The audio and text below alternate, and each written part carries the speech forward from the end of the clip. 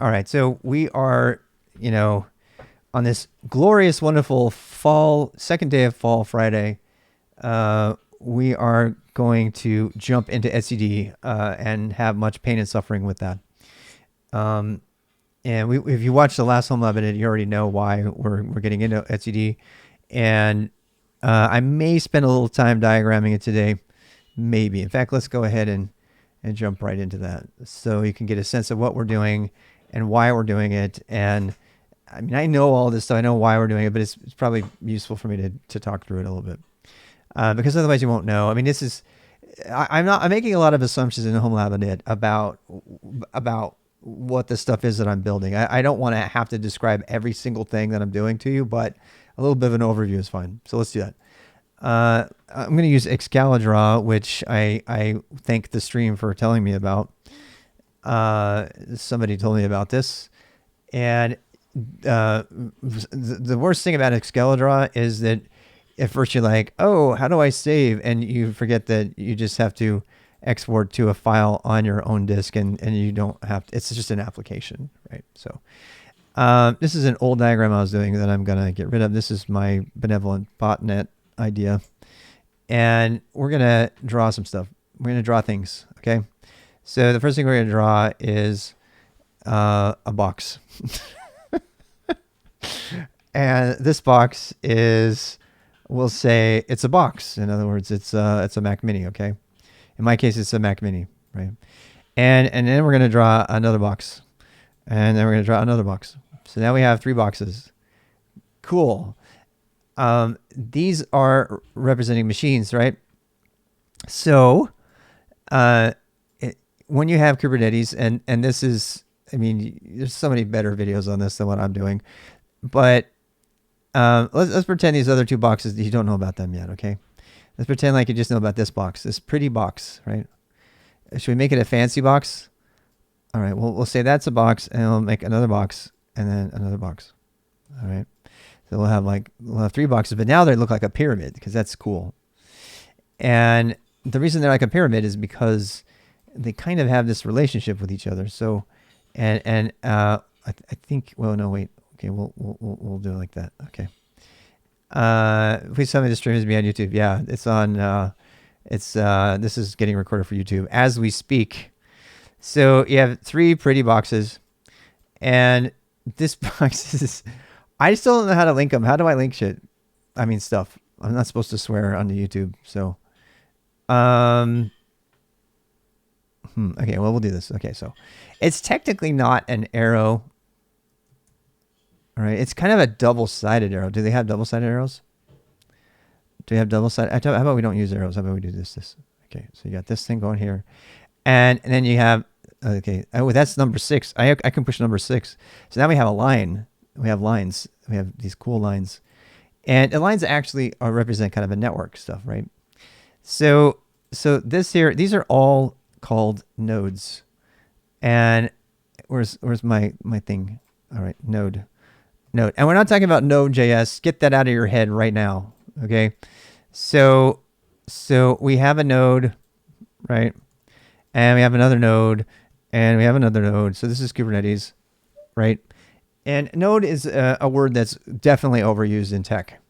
In this case, in IT architecture, node usually means a compute instance, some machine, virtual machine or a real machine, right? In this case, our nodes are real machines, and so in fact they have names. Mine is actually called Mini 1. Mini 1. You know what? We need to turn off. I think I have. Oh God! Watch your eyes. Hey, look. Oh, it didn't dark mode this. Oh, fantastic. So we have Mini 1. So this is Mini 1, and you know what? I'll even use my fully qualified domain, which is actually my internal domain. This is an idea that I cannot take credit for. I return to dust. And you know what? Let's use UML notation. Oh God, their heads are gonna explode. Node. All right, so we have a node. The brackets. It's usually 2 brackets, but we'll just use that. And how do I center? Do I center? Is there a way to center? Please let it be Control C. No? Am I gonna kill something? Damn it. Come on, Rob. All right, so I'm sure that's just going to be cut. How do I center? Oh, text line. There we go. All right. So, and we'll do this and delete this. We'll replace them with these things. Okay. So yeah, and yeah. So, Mini 1 is a Mac Mini, and we're gonna actually Mini 5. 1, 2, 3, 4. How about 4? Make Mini 4 example.com, and this is going to be Mini 5, and I actually have a Mini 6 too. So let's do that, shall we? Okay. So this is what we're making today, and I'm going to talk about why, and I'll probably find some problems with my design while doing this. So I don't consider this wasted time to do these drawings. So here we have, node mini 1, right? And you notice I jumped to 4. That's because over here, remember these boxes over here, they're going to come back, I promise. So this is, okay, so we have all these nodes. Kubernetes has nodes. And a node in Kubernetes, long story short, is a thing that's got a kubelet on it. It's got a container engine on it. And it's got a kube controller, which comes in the kubelet. So really the only thing you need to know is that they have had the client software installed for Kubernetes on there. Okay. And that means that they phone home to these, control planes, these master control planes. And that's what this is, right? So this is not just a node. And this is something that I had a really hard time understanding at first. So this is not only a node, but it's also a control plane. And people are like, well, what's a control plane? Control plane is the replacement word for master because it refers to slavery apparently, and they don't want to use it anymore. So control plane is a very confusing word if you're just coming into Kubernetes, because people use control plane to refer to all of the redundant boxes that are members of, that are each control planes. So that are control plane nodes, we'll say, right? And so let's actually go ahead and bring our other boxes back. I'm sorry, you guys are too fat, so we're going to kill you because there's no fat shaming here, but still. Why didn't they say command and control? I don't know. Bye all. See ya. So then we have this guy, and we're going to put this here, and we're going to put another one here, right? Okay. So these are control planes, right? And I mean, it goes without saying that, you can have these lines. Let's draw the lines. So you can have this do that. You can have this do this. You can have this do this. And then you can have this do this. Oh God, it's getting fancy, isn't it?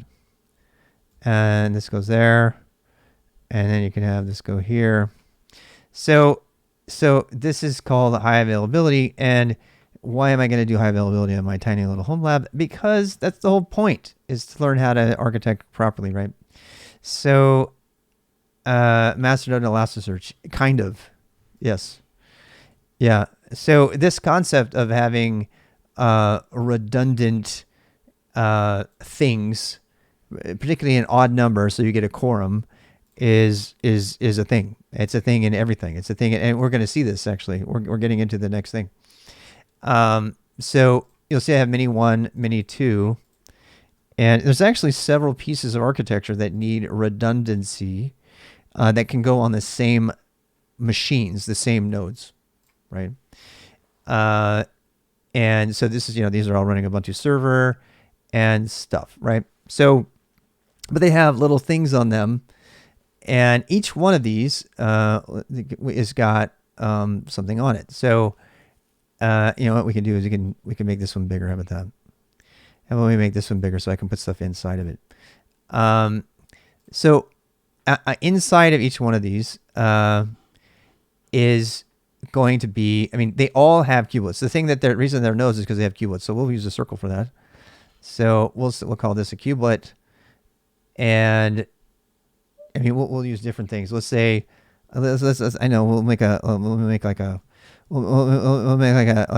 thing, and we'll say, okay, this is a kubelet. All right, so that's what turns it into we're architecting Kubernetes infrastructure. So that's a kubelet, let's say. Okay. So we're going to put kubelets on everything. And strictly speaking, the kubelets are the things talking to each other. So, I'm going to leave the lines because there's lots talking to each other here besides just a kubelet. Okay, so we have kubelets on everything. This is how everything talks. And I'm oversimplifying on purpose, right? There's more than just a kubelet there. And if you want to pass the cat test, if you want to go read the Kubernetes stuff, you go to Kubernetes IO and read about the docs, and I'll use the graphic version of the docs, which is what you would normally go to in a test. That's why I don't use the text version of the docs when I'm doing this. So if you go home, you can say understanding Kubernetes and Kubernetes components, and there you see here's kind of the stuff I'm doing here, right? So here's your nodes. You have a kubelet and a key proxy, and it doesn't have the container engine, which you actually also have on there, right? So so let's go back to our diagram, assuming I didn't delete it on accident. Okay, so we have a kubelet. We have to have a container engine. Okay, so I mean this is really random, but okay, so so container engine or runtime. I don't know what the proper thing to say here is. Okay, container runtime. Yeah, container runtime. Yeah, engine runtime. I mean, it's actually a container runtime. That's probably the best name because, and it used to be formerly Docker, right? But it's not anymore. So because reasons. I don't want to get into it. Docker has fallen out of favor for lots of reasons with the Kubernetes project, and so they created the Open Container Initiative, OCI, and then now you have anything that fulfills the container runtime interface, including Creo, which will probably be the engine that we use, Containerd, and a bunch of others. Okay, so it's not just Docker anymore, and that's why they call it a container runtime. So now we're going to install our container runtime on here. We're kind of doing this stuff kind of. You know what? We should probably put the container runtime first because you can't install the other stuff until the container runtime's installed. So let's do that. Let's put that one first. And we're kind of virtually doing what we're going to do physically when we build everything. And this is like the overall Kubernetes stuff, but I have to get to the etcd stuff because that's the real dependency that Kubernetes has on etcd, and we're going to talk about that. So you put this thing here. We're going to be installing a container runtime engine, and we're going to be installing kubelet and all that goes with that. And I mean, so this is kind of specking out what we do for our home init and stuff. So yeah, we got to have an engine on there, runtime engine, and I mean, I hope we have enough shapes here because I like that better. So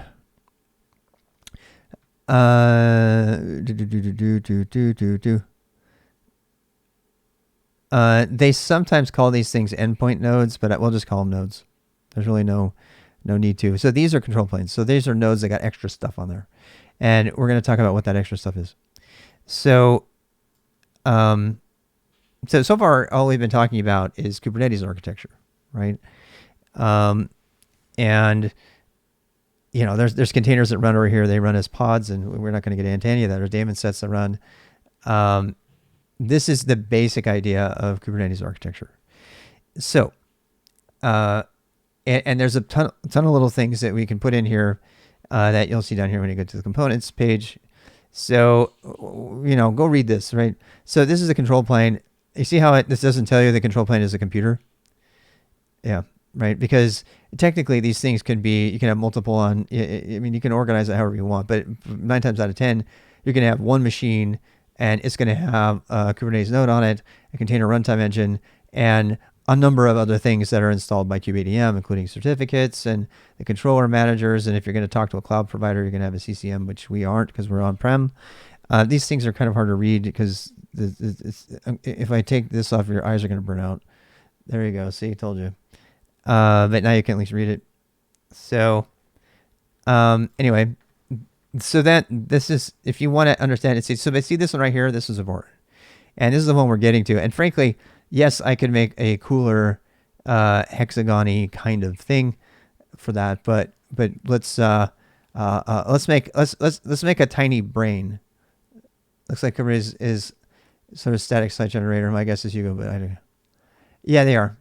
Yeah, they are for sure. Yeah.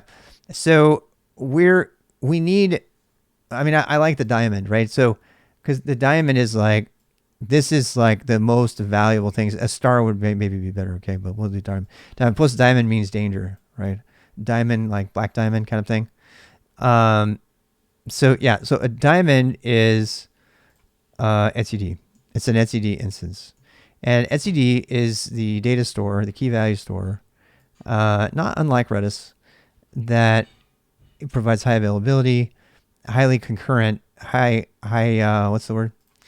The focus on etcd is not necessarily on speed. It's very fast, but it's on highly a lot of stability. What is the word? Tony Foss here, he has a better word for that. He's an architect kind of person, or they are an architect person. So let's go here. Yeah. The spacing is very crazy. Okay, so more fun on the slopes, yeah. So etcd is, we need an etcd on all of here, right? And I'm not going to put it down here for some reason. I feel like it goes up here. So we're going to put it up here. And these all have etcds too. And these are actually no smaller. In fact, I now regret my decision to make them different sizes, because you'll think there's something special about them. There's really nothing different. These are literally duplicates of each other. And that's why eventually we're going to be able to Ansible deploy all this stuff when we make any changes, because they are literally identical. The certificates and everything are identical. So, and this is, you know, HA. That's what we're talking about here, right? So, so we have etcd. So this is the goal for today, is to get etcd installed on these machines, on these nodes, and installing etcd. So there's two ways you can do etcd. You can install Kubernetes with kubeadm, and it'll put etcd on the machines inside of Kubernetes. And so, you know, it's kind of like whole framework. It's called a pod, and it will install it'll install etcd inside of there, and it will manage to search properly for you and like get them new ones. And we talked about that in the last session, but Homelab Init. But it's important to mention it again. But we're not going to do that, right? So we're going to install the other way. We're going to install etcd first and get it working and back it up and get that process working and practice destroying it and breaking it and testing it with HA and learning about the interface and the commands and all that. We're going to get totally good with etcd. By the way, if there is one thing that you need to fully and totally master to be able to sleep at night as an enterprise Kubernetes administrator, it's etcd. And if you don't believe me, let me show you. There's tons of memes on this. Etcd memes, images, and images for etcd memes. Help me, Obi-Wan Kenobi. You're my only hope. Ask me how I cluster etcd with Kubernetes static pods. I dare you. How to cluster etcd with Kubernetes static pods. Oh, geez. Let's see if I can find another one. There's one that has a huge cloud. There it is. Can I the cloud native infrastructure. Oh, it makes me laugh because it's so true, and that's my job. And I'm like, and that Django, if that gets taken out, you're totally screwed. Save image as etcd. It's etcd reality. Yeah, I am totally saving that. Where's my desktop? All right, save. And yeah, so yeah. So when you think of etcd, just remember the whole world, your whole cloud native world and your job depend on etcd, and therefore that should be I did desktop. You know what? That would be a good one. I should probably make that. You know what? That's a great idea. Yeah. Anyway, we got to import that in here. How do I do that? Save as image? No, I want to import it. Can I import an image? I think I'm pushing the boundaries of this thing. Insert image. Oh, I'm so happy. Is it in my downloads? Where did I put it? Where did I put it? Documents? Where the hell did I put it? Pictures? No. It needs to be in my pictures though. Did I put it on the desktop? Yes, I did. Okay. Let's drag it into pictures for time and eternity. I want that to be stored. Also, there's cats. So pictures. Yeah. Select. All right, there we go. Ooh, look. Yay. Every tower crashes down. Pull here. Yes. So so this is fun. Where do we put it? So we put it. I don't know where to put it. I like it though. A cat picture. I know we should put a random cat picture. No, that wouldn't be fun. All right. I mean it's an illustration. Actually, you can get the whole thing. Let's just shrink it. It's too big. It's too big. That's what she said. So yeah, etcd. There you go. There's your reminder. So there's etcd. I mean, you could lose. I mean, the whole point of cloud native is that, you know, you can withstand a bomb blast or something kind of, and you know, your nodes can die and the jobs just pick up someplace else. And I mean, that's the whole point of Kubernetes, right? Is this really, really stable orchestration of all the work in all the microservices specifically that you need to do inside of your enterprise. Sometimes you should be doing that in batch, like with PBS, which we'll get into at some point. In fact, I plan on doing a very deep dive into PBS. I'm going to be installing OpenPBS. After I do all the Kubernetes stuff, I'm going to be installing OpenPBS, which is originally from NASA, that we use at work to orchestrate and to manage petabyte machine learning jobs and stuff that just makes Kubernetes cry like a little baby. So you do need to learn PBS as well if you're going to be a machine learning high performance infrastructure engineer, which is what I'm trying to be. So it's my job title, but I always have more to learn. So here we go. etcd is this little piece here, right? So this is to make the point. So today we're going to spend at least 4 hours just on etcd. PBS. So yeah, portable service batch. Is it batch or block or portable batch system? Oh, PBS, yeah. Not PSB, PBS, portable batch system. So portable batch system is the most substantial batch system akin to Kubernetes, but for batch processing, which is different than Okay, in a nutshell, Kubernetes is for microservices.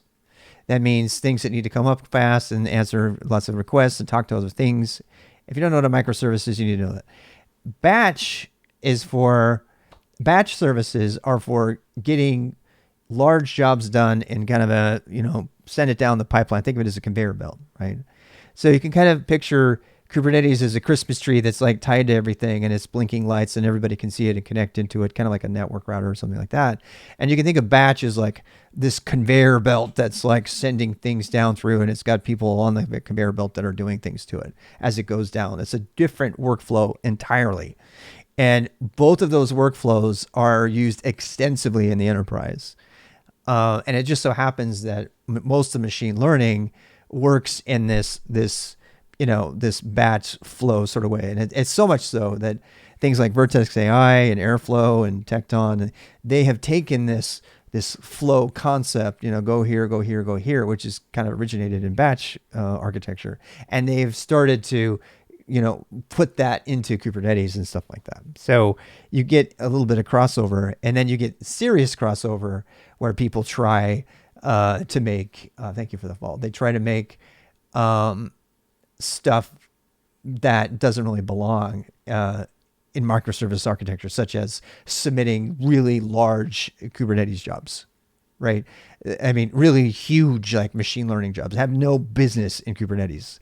because it's not what it's designed to do. It's designed to do, I mean, they can kick off the jobs. You can do monitoring through there. And this is one of the reasons that Domino is such a fail. Domino is an enterprise app that we are throwing in the fucking toilet in December. Thank God, finally. And because it tries to be all things to all people, and it says Kubernetes is the way to do everything, and it just falls on its face so bad I can't even deal. If you are a CTO right now, or you have any architectural decision-making power, stay the fuck away from Domino.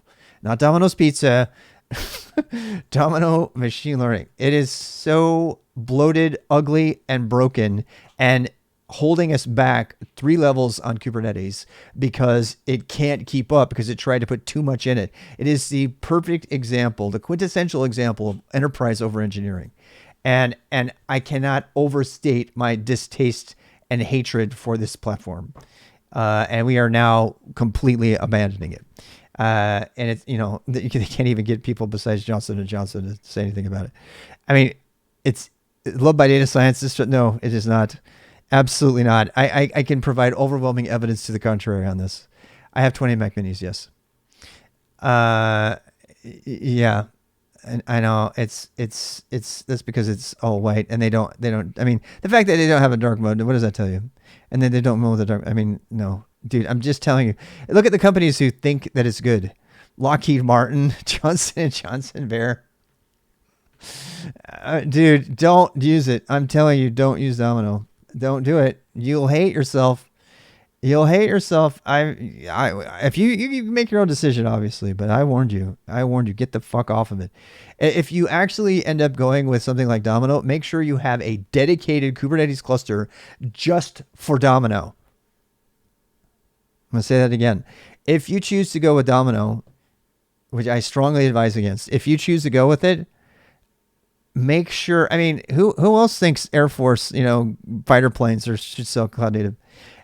You can't even test Domino because it's 100% proprietary. There's no way you can put it in your lab. There's no way you can do anything with it.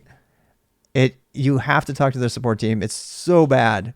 It's the epitome of enterprise software. And if you run it, what they'll do is they'll tell you, I'm sorry, you can't upgrade your cluster, but our security team says we have to get off 1.20 or whatever. And they're like, we're sorry, we're not able to support anything but that yet this time. And you're like, but they're telling us we have to. So if you do it, if you have to use this, make damn sure that you have a single cluster just for Domino. If you think that you can make a Kubernetes cluster and you can mix Domino with Elasticsearch, which is going to fall on its face, or any other thing, this is why multi-cluster in IT environments is so damn important now. If you don't understand how to maintain multiple Kubernetes clusters within your enterprise, you're going to get fucked. Because what's going to happen is you're going to be, it's called the second day problem, right? And there's blogs about it. You're going to get tied into these applications that are going to get tied into dependencies that are going to get tied into plugins and controllers and stuff like that depends on a certain version of Kubernetes. And so you get the whole JVM problem all over again. And this is why so many application developers in the Java world ship the JVM with the application.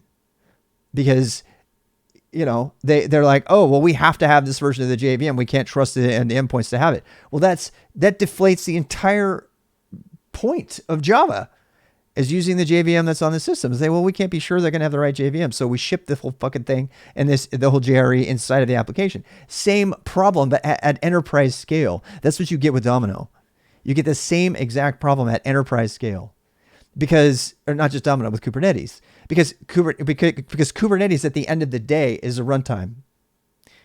It really is. Kubernetes is an enterprise runtime. It's an enterprise microservices runtime. You can think of it that way. It's the same, has all the same ideas as a runtime and the lower level, and languages or whatever. But it's like you go up a notch, and then so this is just a way. It's just, at enterprise scale, it's just a big runtime. And so you don't want to, sometimes you're going to not be able to run multiple applications. And by applications, I mean, Kubernetes cloud native applications that might have several pods across several machines, but at scale, they're an application, right? A K8s app. And they are going to demand certain things out of the cluster. And you're never ever going to be able to have one cluster that meets all of the needs of all of those applications. And if you don't believe me, just go look at what has to go into a cluster these days and have all the same versions. And I'm actually creating an application at work that I hope to be able to open source that is based on a database that keeps track of all your different Kubernetes apps and what level they're at. Because the number one task for Kubernetes administration is knowing what the fuck you have and what version you're on. Because if you go, I'm sorry for the swearing, I just can't help myself. So if you look at, I mean, these are all after you get Kubernetes and an OS on there. So you have the version of the operating system, you have the version of every one of those things. You have the version of your monitoring system. You have the version of your service mesh, Tecton, Argo. All of these things are all at different levels, and they're all progressing, and they're all likely to fall under your administration responsibility list because you are a cloud native admin for the team. So you have to know all of this shit. And that's why it's going in my lab. But if you think that one cluster is going to be able, I mean, just Elasticsearch and Prometheus, we're not cutting it because the storage class was too slow, because you can't do it over NFS and you can't use local storage. So we had to allocate a specific, we had to make an infrastructure cluster, Kubernetes cluster, just to run Prometheus and Thanos and Elasticsearch, just for that one thing that needed its own Kubernetes cluster. So if you're going into this Kubernetes thing, it's really important, particularly let's roll it back to those who are just engineers. You need to be able to simulate a Kubernetes cluster quickly. And I can't. I'm not there yet. You need to be able to pull up a cluster like that. I mean, a real cluster. We're not talking about Minikube, because then you can't sample storage class performance and stuff like that, which already burned me last year. I tried because we were blowing up our storage space on NFS, and Kubernetes was like, I don't know, you're supposed to have infinite storage. I don't know what's up with that. I couldn't even find the shit. And then I found storage metrics and a bunch of other things that are in 1.22, which we finally have now because we got off Domino. So, there's just a bunch of considerations here, but it boils down to making sure as an engineer that you can bring up physical physical on-prem clusters as fast as possible. And that means, physical virtual as well, right? But the cloud doesn't cut it, right? GCP, Azure, Amazon, a lot of people in the DevOps world rightfully suggest that you get good with that, but that stuff doesn't cut it. It doesn't cut it because you don't even know what a CNI is. You've never heard of Calico before because you don't have to deploy it when you're building a supplied thing. So in order for you to understand that, you have to know what a CNI is, what it is, and what, runtime engines and things like that. Those are all things that are going to be installed for you automatically. You're not going to have to install that on your own. And then you're not going to understand how to administer it when you're doing it on-prem. So that's where I'm coming from. I should probably take a break. That was quite a mouthful. And I can feel myself getting spun up and my heart rate going up. But it's because I had to talk about Domino, which has been the pain in our ass for the last 2 years, actually. So it's finally going away. Anyway. So there. So back to etcd. So that's the goal for today is etcd. I have been talking, we'll do a Pomo session. So we've been going since 10 o'clock. Let's go ahead and take an early Pomo break. And then we'll come back. So we're going to take an 8-minute break and then I'll be back. Oh, whoa. Here's another good one.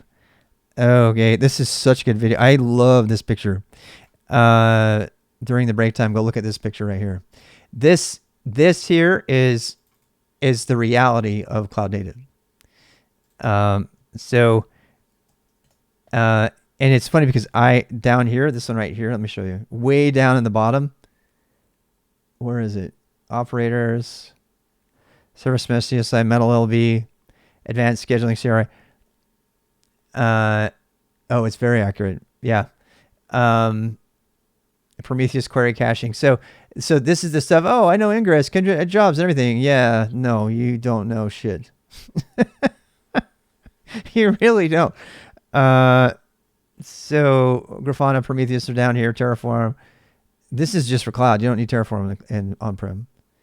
You can, but you don't need it. I'm trying to find the thing that I had to write from scratch in Go because it's not included. It's related to RBUC. There it is. etcd cluster management. See that right there? We're doing that first. This deeply buried piece of the glacier. We're doing that first. etcd. And node local DNS. Yeah, there's also so the CNI. The CNI is the network layer. Your stuff can't talk to each other until you implement a network interface of some kind, and that's what Calico is, and Flannel and all that. So I mean, there's just so much to learn. It's very overwhelming. It's like ridiculous. It's bad enough learning the standard like 13, 15 or so resources that come with Kubernetes, period, and how to use those properly. The rest of this shit is it literally just buries you. So we're gonna try to dig out from under that as best we can. Certificate management in the Kubernetes control plane. Look at this way at the bottom. It is kind of scary, but you make big bucks. The average salary for a Kubernetes admin is $180,000 a year. Average. Okay. The average salary for an on-prem high performance computing Kubernetes infrastructure engineer is 180 average salary. So, but you can't just, say you're a DevOps person and become this. You have to know about networking. You have to know about Linux. You have to know everything in the boost and more. You have to be able to read Go code like very well because you have to debug problems that aren't covered anywhere except for the source. You have to be able to, there's a lot you have to do to get to this point. But if you get here, you are golden. You are totally golden because this is why we can't keep anybody on the team. We lost all our people. They all one person walked away to make double the salary that they were making. I happen to know that because they shared the salary. It's insane. There's like chief architects and people that are making $400,000 doing this stuff. $400,000 a year. Architecting Kubernetes solutions for large companies. Putting those out there. I'm not even kidding. And there's people that have north of that as well. So because enterprises know that how important this is. You thought DB2 was important back in the day, right? And people were making 150, 180 back in the 90s. But in this world, because so much of the enterprise has put all their microservices into Kubernetes, they are so dependent on this application, like mainframe in the previous timeline, that they realize it is the most important gem of their IT infrastructure. Their batch processing, in our case, which is even more valuable than this, which is why I'm going to learn PBS, which I didn't even know about until, I started this job. And this, if you actually can learn this stuff, and if you can prove it by setting up your own cluster, you literally can write your own ticket. You can, really, you really can. And I've got a recruiter that's got jobs for all over the place. The biggest problem is, and this is written up in Forbes and Bloomberg stuff, is they can't find anybody to do it. How much of this can you learn to use at home? All of it. All of this. Yeah, we're going to do that. Actually, that's why I have my 20. This is why I'm using physical nodes. Actually, I'm really glad I did that instead of Proxmox. Thank God. There's so many reasons not to do Proxmox. Can I just tell you? It's just stay the fuck away from it. It might be nice for a home lab, but it's not going to get you any points with enterprise because it's better for you to use actually libvirt and KVM and stuff like that you would be actually using. No, you don't need Network Chuck. Network Chuck doesn't have a clue what he's talking about most of the time. No, he knows CCNA and he's usually shilling something to somebody's given him, and he's a great guy and he's got a lot of energy. But he has no idea. He's never worked in an enterprise scale using this kind of stuff. So, look, I applaud what he's doing. I don't want him to feel attacked. I don't want you to feel like I'm attacking him. I've learned a lot about things from him. I loved his pfSense videos, even though he didn't cover OpenSense at all, which I wish he had. He covered a load balancer, which made no sense whatsoever because he called it a load balancer, and all it was really doing is it was just proxying web requests, which is not what a load balancer is at all. So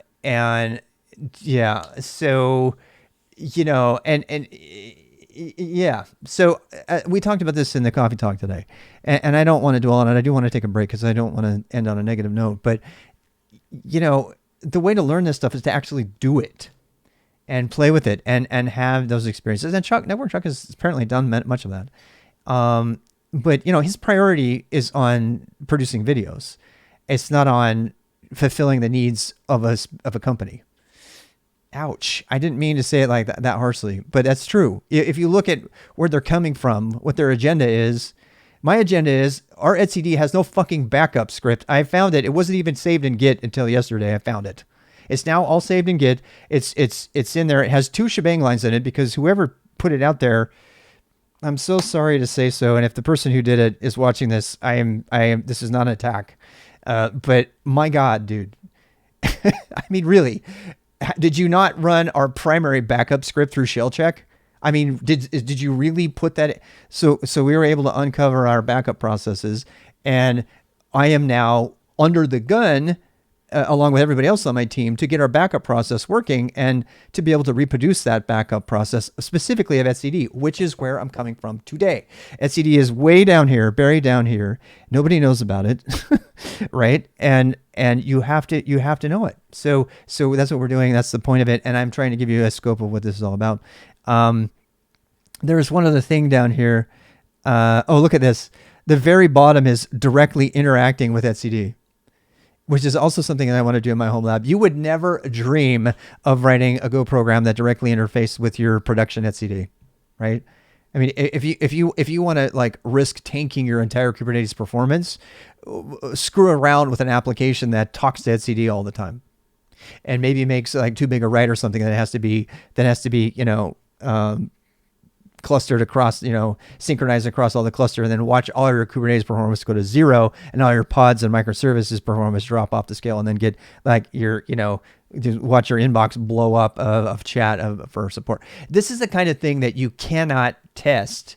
And I, despite what people were telling me, oh, do that in the dev environment, I'm like, and then just yesterday, somebody was saying, well, they were announcing to everybody, it's like, well, we're going to make a change. So we have to make sure that the people in our dev environment know that I'm going to be making this change to test this other infrastructure piece in the dev environment, because the dev environment is where developers are using for their development. So we don't have a place to straw man changes like, oh, I don't know, testing our backup strategy or running, API integration and that kind of thing, or God forbid, writing a tool that actually queries etcd directly, because we do run an external etcd as opposed to doing it in a pod. So a lot of stuff. Some of this is probably way over your head. I apologize. I am counting this as work, so I am sort of focusing myself on the things that I need for to do my job. And right now that I need to become the world's expert in etcd, because everything depends on it. Networking and Boost. We're going to do 1 day of networking, very, very high level. Yeah. We're going to, you'll know what an IP is and an ARP address and DNS, and then the end. I'm not going to, because it's just too much, right? There's just so much. Local node, DNS, let's see, service mesh, Istio, CNI is down here, control plane. There's something down here that I was actually looking for. I do not know certificates, by the way. Writing sockets in C. Yeah. Writer skill sets in chat. This is great. Yeah, we have, people in the chat are amazing. The people who are here are really awesome. System CTL. Like, why would sysctl be here, right? But it is. What else do we got? Let's see here. I'm trying, there's the thing to connect. You would think it would be an easy thing, but logging into your cluster requires a custom created application if you're going to do it on-prem. There's nothing made. I actually want to take my Klogin that I wrote, which is largely based on open source software, and I need to make one for my own cluster, but I want to make it in such a way that it will apply to anybody who wants to put it in their home lab. Step CA for certs. Oh, nice. I'm trying to find it. Audit logging, Research Korea, Dex, Open Policy Agent, OPA. Oh, yeah, the whole policy thing. Oh God, that's like a huge thing all by itself, and you have to learn an entirely different language called Rego just to even do it. Certificate renewal, RBAC, multi-tenancy, etcd, Kubernetes resource validation conversions, QoS, HPV, HPA. HPV is something different. Prometheus Grafana evictions. It feels like HPV. Hard and soft evictions. Okay, this got weird. I didn't mean it to. Load balancing. See, this is load balancing. It's not reverse proxy. Keycloak, yeah, we're doing Keycloak too. Yeah, I'm going to eventually install Keycloak at home for OAuth and stuff like that. But that doesn't cover, Keycloak still has to have an authentication provider. So you still have to do OpenLDAP, or Kerberos or Kerberos and stuff like that in order to get Keycloak to work. So yeah, there's a bunch of considerations there. Change monitor. I can't find it. I mean, this doesn't even have KubeVirt on here where you can run a virtual machine inside of Kubernetes. CRI, chaos testing and engineering, MetalLB, keep alive, cluster API. I'm looking for the thing that is the access operators. Oh, there it is. So configuring kubectl for remote access. Yeah. Everybody uses kubectl all the time, right? So as soon as you load on-prem, you have to go provide certificates or some form of login remote access into kubectl, or nobody can use your cluster until you have that done. And then you have to document it. And in our case, we hard-coded it into a thing called klogin. And I mean, that was a full-blown REST application with, OAuth conversions and all kinds of stuff that just to get, and talks to Keycloak, of course, just to get logged into the fucking cluster. So, yeah, I don't know. We'll see if this lasts. I mean, this is an operating system at the end of the day, is what it is. Kubernetes, I call it an enterprise operating system. And so every instance of a Kubernetes cluster, you can consider an instance of a server in the old vernacular. Like we had a server, and then you put stuff on it, right? You put stuff on that server, and you have a runtime and stuff like that. So that's the big, logically, if you've been around for a while, you can think of each Kubernetes cluster as a server in the old terms. And because, I mean, you're listing processes running on it. Yeah, all of this is recorded. So be careful what you say. So yeah, we're going to be, this is going to be a long recording today. All right. So yeah, a funny thread. Oh boy. I don't know if I want to, have you seen EKS?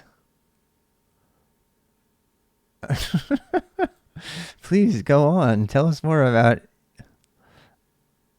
it's from the cluster and search expire. You have to start all over again. Yes. There's a big shift in other infrastructure meeting. Oh, I know. Yeah. You have to, all that infrastructure has to all be matched up to the same version too, by the way. Also, I'm disturbing. No, you're fine. So anyone else new to Kubernetes rolling out EKS right now? It's too bad. It's beyond make resources created a side effect of deploying applications. Oh, that's sad. Yeah. Anyway, so yeah, let's go back to it. I am going to pause the video temporarily right here. I'm going to pause for 8 minutes. So let's give a term down. 8 minutes, little cat. And I'm going to take a break and I'll put some music on. Here you go. All right, here we go. We're back. I had a little snack here. My wife made chili with like corn chips. I made some corn chips. Oh, so good. Very nice, like fall meal. Anyway, thank you for the follow. We're going to go back to our fun little diagram here for a second and see Excalibur. All right, so we were having fun. We kind of riffed off the etcd. Let me go ahead and set the Pomo timer. Z Pomo start. So we'll take a break. I promise you we'll take like an 8-minute break every 52 minutes or so that you can do what you need to do at work and other thing. Or, make coffee or whatever. So, and we're still streaming to Just Chatting, I realize, and I haven't changed the topic, and I failed there. So give me 1 second to do that. I'm actually going to pause the YouTube video. Okay, so I updated my stuff, so we're now back in Science and Tech. We've had quite a few people here just from Just Chatting, which is kind of nice. Hopefully, so we've found some new community members from there. If that's you, please mention it in the chat. I'd love to know. Because I mean, I enjoy streaming to Just Chatting as well, but the topics are more varied. All right, so here we have etcd. etcd is the name of the game for today, and looking at the calendar, We have another 1, 2, 3 hours to go before my API meeting, and I'll need to meet on that. And then the rest of the day today, I'm going to be doing some coding for work. I don't know if I'll be able to stream that after that. I'm still working on the API. We're a REST API for our operations cluster. We're actually firing off our batch system jobs and reporting on them and stuff like that from Kubernetes, even though we're running the batch jobs in PBS. So that's actually a good model because we're using Kubernetes to run the application that fires off and monitors that using an API to talk to PBS and then bring that information back so we have like a unified microservice to communicate with our batch processes that anybody can put into a Kubernetes application of any kind. They can integrate that API into whatever they want to make, which will probably likely be deployed to Kubernetes as well, because that's the difference between microservices and batch. Microservices are great for that kind of work. All right, so we need etcd on here, and I've been kind of drawing pictures and stuff, but we need to install it, and I know nothing about etcd other than what I've been doing. So I think we're going to stick with etcd. We're going to use graphic web browser stuff for etcd. Normally I would use my terminal browser for this kind of thing, but I'm going to use a graphic browser because I assume there's going to be a certain amount of diagramming and stuff going on. If not, then we could just stick with the other stuff. So this is the official documents from etcd, and I'm going to memorize and read every line of these documents eventually. Probably not all on stream, but we're going to go ahead with a quick start and go with that. No, I'm going to maintain for the latest documentation. Go to 3.5. Okay, 3.5. So there we go. 3.5 is the place to be. I probably, the RWX thing, I probably want to make a Z about this. etcd. I think I might already have Kubernetes issues at scale, distributed consensus algorithms, and distributed consensus algorithm etcd limitations. So I'm just going to make a new one. So I'm going to do Z create etcd. I'm going to say install etcd. And I'm going to make a Z about it that is my own notes about how to install etcd, so I can internalize what I'm learning about while I'm reading it. So, and frankly, I think we can open this with links and we'll be fine. So I'm gonna change my mind here and go ahead and do that. So because I want to see how good. Okay, all right. This is not a resource I'm going to be able to go to on the test. So being able to just get the answer fast is more important to me. So I'm going to use links. Quick start. Get etcd up and running in at least 5 minutes. 5 minutes? What the hell? Follow these instructions to locally install, run, test a single member cluster of etcd. Install etcd from repeatable binaries from source. For details, see install. Important to ensure that you perform the last step of the installation instructions to verify that etcd is in your path. Launch etcd. All right, so let's go to the install page. That's all this stuff on the side, which is kind of my pet peeve of that, but it's not too bad. Instructions for installing etcd from pre-built binaries. Requirements before installing etcd, see the following pages. Support platforms, hardware recommendations. I want to read about this because I just want to. A KVM hypervisor somewhere. How to set up a KVM? I do not. Haven't got anything about that yet, Maluba. No, I will be doing that though. I'm going to be setting up a KVM hypervisor on my HP box eventually, so we can suffer through that together if you want. I haven't done it yet though. So I'm just installing on hardware right now. etcd supports common architecture for operating systems. The following support tiers. etcd runs on different platforms, but it guarantees it provides depends on the platform support tier. Tier 1 fully support etcd maintainers. etcd is guaranteed to pass all tests, including functional stress tests. Tier 2, etcd is guaranteed to pass integration and end-to-end tests, but not necessarily functional stress tests. Tier 3, etcd is guaranteed to build, may be lightly tested or not, so it should be considered unstable. I'm only going to play with tier 1. Current support. The following table lists current support platforms and their corresponding support architectures. Linux tier 1. Okay, fine. etcd maintainers. Why is there a tier 3 at all? You know what I'm saying? Darwin. Oh, ARM64. Okay, never mind. So ARM, Darwin, Windows, Linux, Linux on ARM, Linux on 386. Okay, so AMD Linux 64 is the only tier 1 supported. Okay, we did that was a long-winded way of coming to that conclusion, but so moral of the story, yeah, Darwin's Mac for sure. Which is BSD in case you're wondering. All this says is okay, so I'm going to put only, I'm going to bullet point this, I guess. Only tier 1 supported OS is Linux on AMD 64. That's huge. I mean, that's big. I mean, why would you? Yeah. Or good luck. Yeah. So,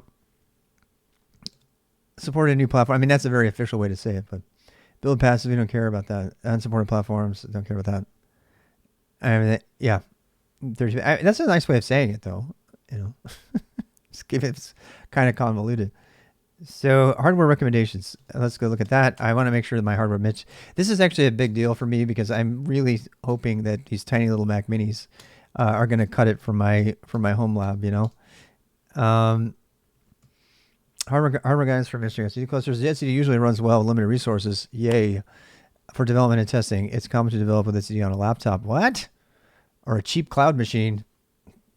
Or a Mac Mini. However, when running SSD clusters in production, some guardrail highlights, blah, blah, blah. Few SSD deployments require a lot of CPU capacity. Okay, so they're saying that generally speaking, it's very rare to need a lot of CPU. That's nice.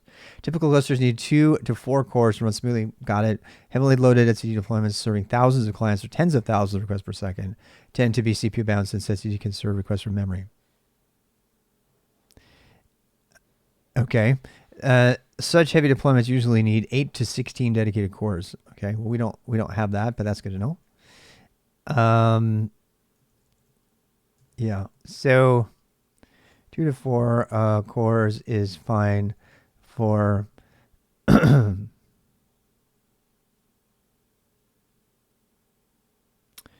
for less than thousands of clients. Okay, so that's what I took away from that. The same reverse proxy. Oh boy. Yeah. Okay. So let's go back. Oops. What did I do? What am I doing?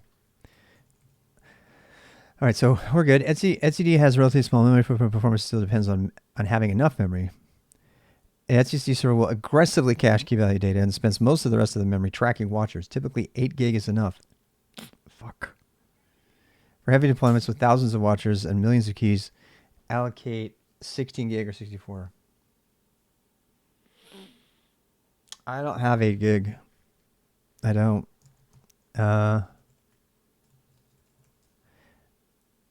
No. Oh. Yeah, 4 gig.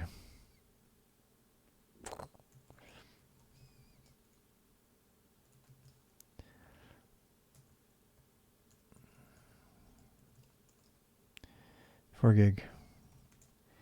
I think I can pull it off, but I'm starting to think that I should make these MSI Tridents that have 8 gig and a much more powerful CPU, that they should probably be my endpoints. I have way more power. And you got to remember, I'm going to be putting Kubelet on there as well, and I'm going to be putting Core DNS on there. So I think I might rethink my architecture. 4 gig is not a lot. I mean, people set up Raspberry Pi clusters and they do not have that, right? So I'm sure I'll be fine, but I've been thinking that because I have, okay, so I have let me show you what I have. I have 6 MSI Tridents with 4 cores, 8 GB RAM each, terabyte hard drives. And these 4 core, 4 GB RAM Mac Minis with 512 GB hard drive. Yeah. And what I was going to do is I was going to put all of the Tridents together in a SFFS, but I'm starting to think that that's kind of wasteful because there's no way I'm going to hit that much, 8 terabytes of storage. I'm not going to need that. So, yeah. I tell you what I'm going to do. I'm going to go ahead and use Mini 1 and Mini 2 and all that as control plane nodes. And then what I'll do is I'll actually practice adding these. This is actually something to practice, okay? Because I need to put this in the log.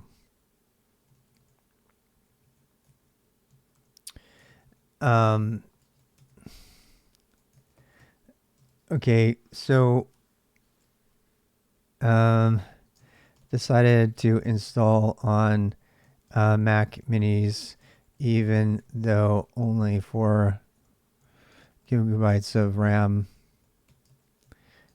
when 8 is required per etcd docs, and will migrate to MSI Tridents once they are online. How's it going? So that is it right there. So the thing that's cool about that is if I do this right, I can actually add etcd while it's running, and say will provide a good opportunity for for live upgrade. So imagine that discovered, which is actually, this is kind of cool because I can actually simulate the real world. So let's say that we underspec our control plane nodes with etcd, and I log stuff all the time, otherwise I can't remember it otherwise.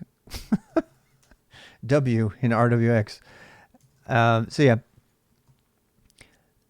So this is, so let's I know that I can get a cluster up using the Mac Minis. I know it because I've done it, but I don't know if I start to load up, So what we can do is we can actually pretend like we're doing a migration. We can pretend like we're in the enterprise and we realize, oh shit, we grew a bunch and our control planes, our etcd and our control planes is not surviving this. We need to actually do a live upgrade. And the really great thing about etcd is if you have HA set up, you can do the upgrade live. So you add in new systems, you add in a 4th and then a 5th, and then, eventually a 6th, and then you retire the other etcd node, and it's kind of like hot swapping, RAID disk or something.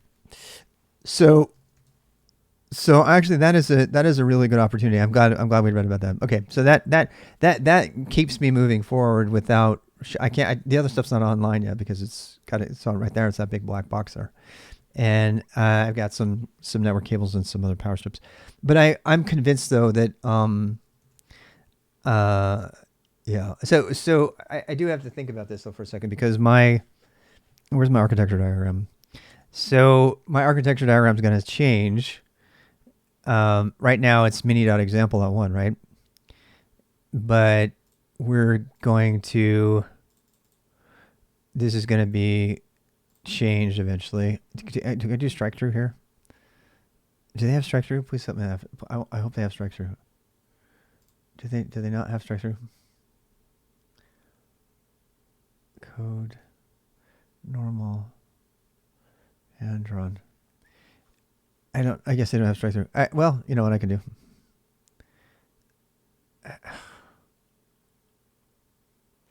Oh, it'd be so cool if they had strike through.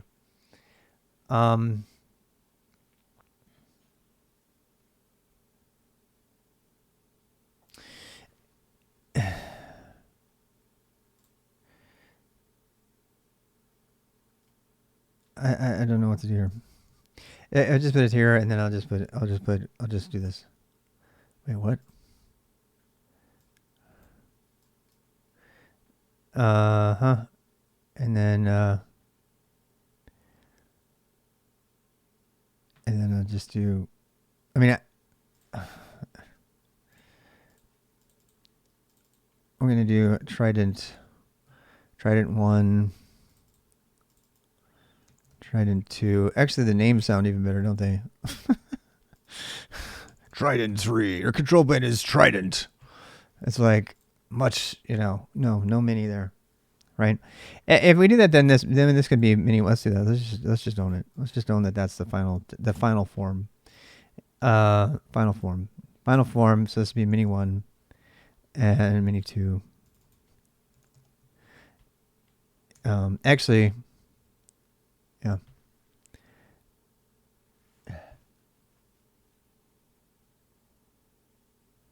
I mean, I could probably plug them in right now, but I kind of want to do the migration, I do it. Let's keep these mini 3, 4, and 5 for now, because then I can use 1 and 2 and 3 for the other thing, and then we can eventually move to Trident eventually. And in fact, I probably need a comment. Let's do a comment. How do you do comments? Start with mini 1, 2, 3, and migrate to Trident 1, 2, 3. All right.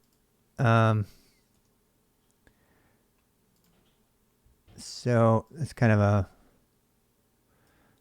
All right, we'll put that there. And yeah, that's all. That's all we need there. I kind of want to save this. I'm kind of freaking out here.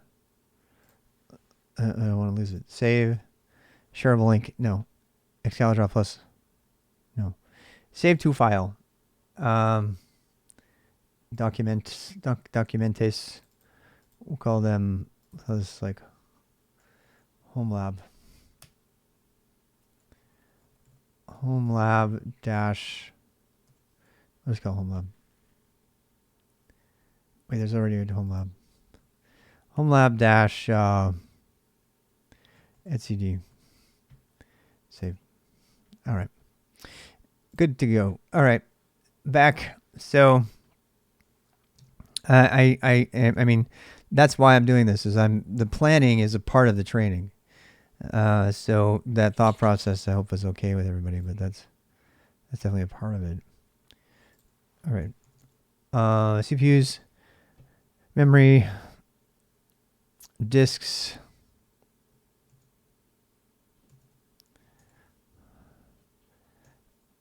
And yeah. Provide opportunity for, yeah.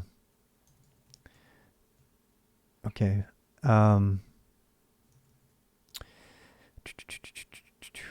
Fastest or most critical factor in etcd deployment performance is stability. Oh, really?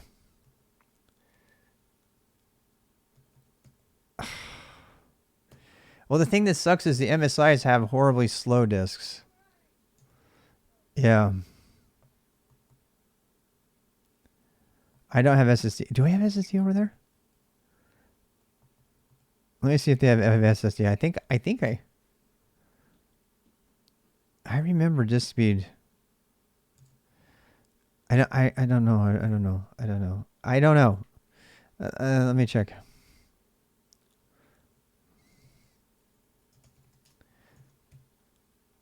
Two cores, install CD. What is this? Oh. Well, whatever. Damn it. No, now I have 2 of them. I'm not paying attention. And my notes are kind of all over, and that's troublesome. Did it delete both of them?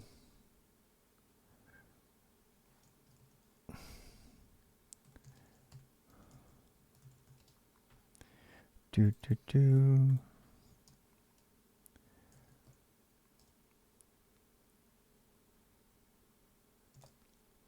All right, so 8. I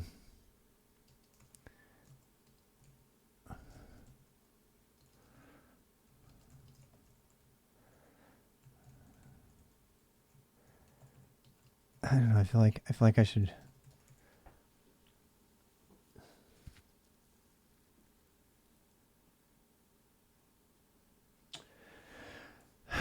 I feel like I need to get rid of this. Actually, I know this is like a documentation problem, but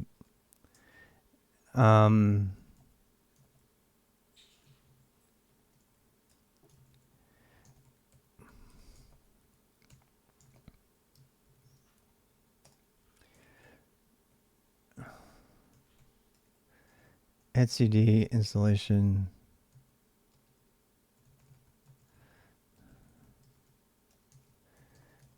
Only tier 1 support on Linux AMD. 2 cores is fine. Less than 1,000 clients. Less than 1,000 clients.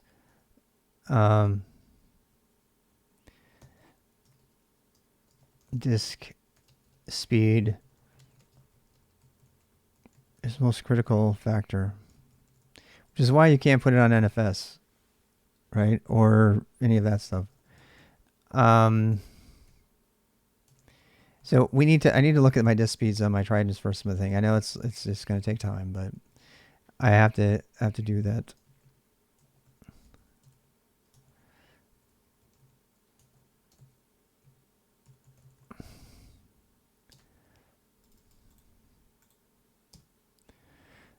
All right.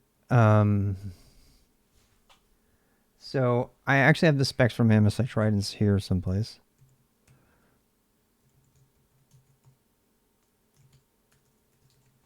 And I'm going to go look them up.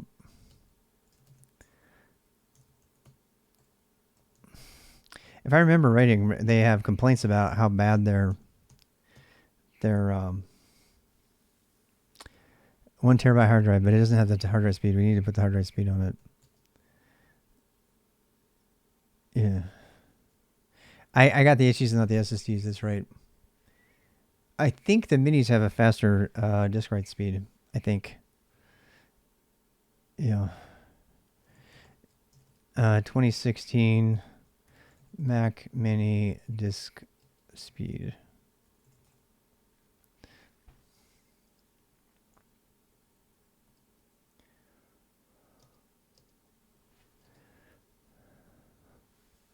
Single specifications, 8 core. No, that's not it. Nope, that is not the right thing. This is like the latest Mac Mini. I think we'll have more luck on Amazon.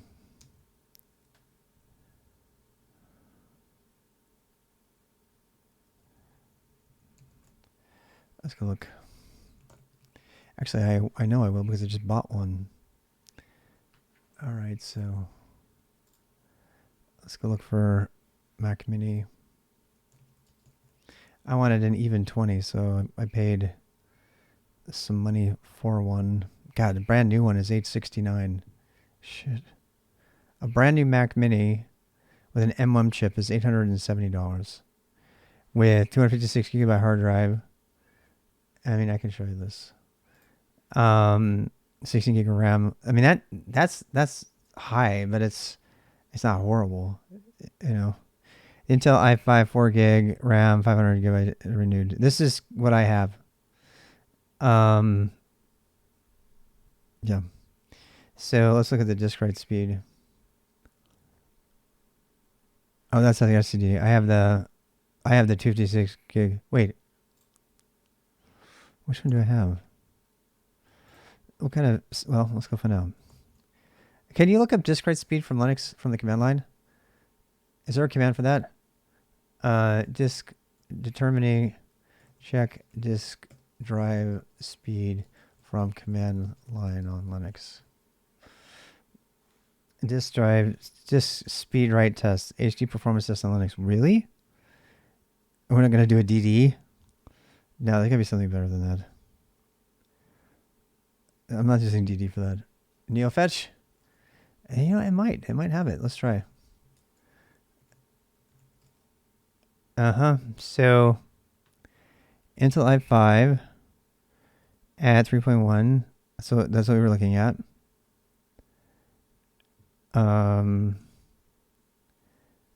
Yep. And I have the,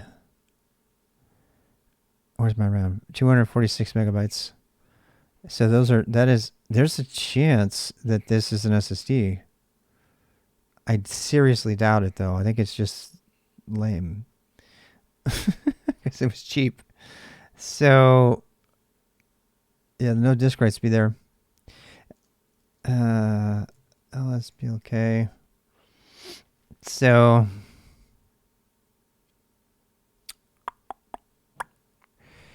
I mean, what else can we use here?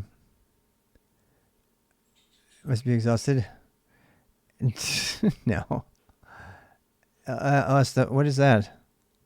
What is that? I don't know what that is. How are you? LVMs. Yes. SW is a small tool for extracting detailed information on the hardware. Really? Did not. I have never used it before. I have never used this command. But now I'm married to it. All right, so I got to put that in my log.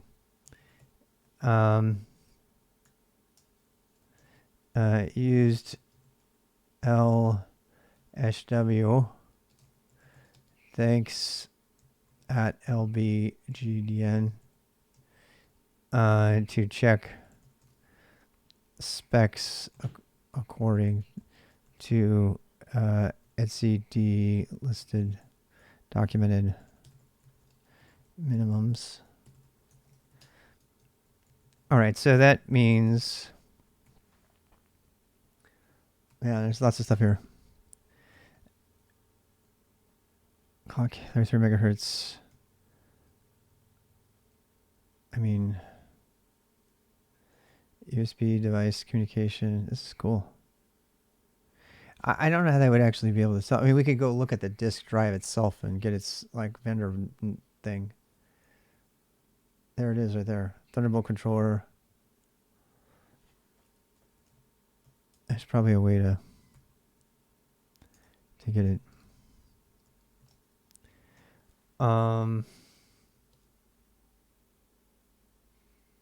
HTML. A JSON tree. Oh, that's nice.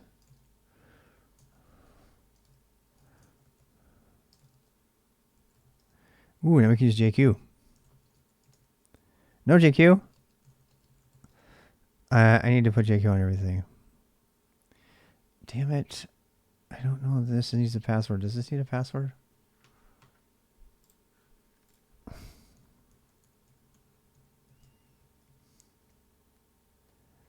Yes.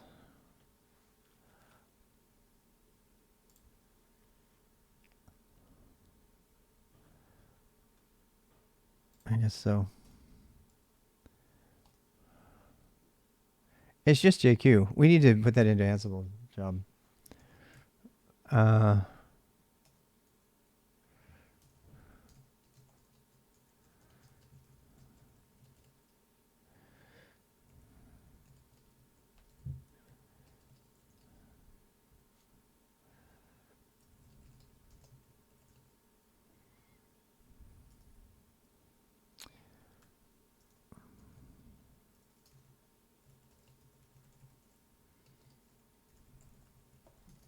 I need to remind myself of that.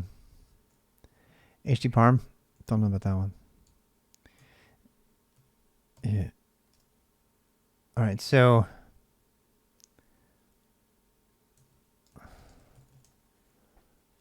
we have children. Here.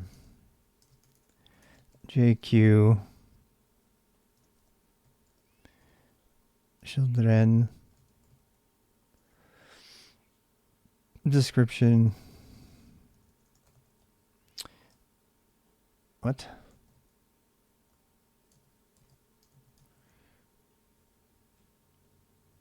Maybe wait.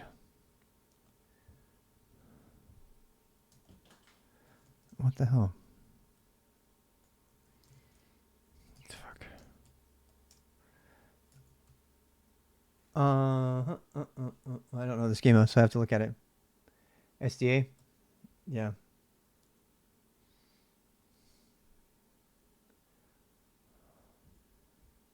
My God, that's big. I know. Oh, it's actually a property.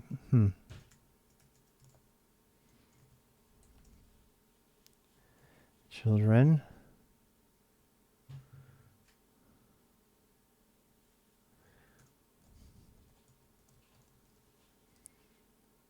Power button, video bus, Apple R series server. D-message.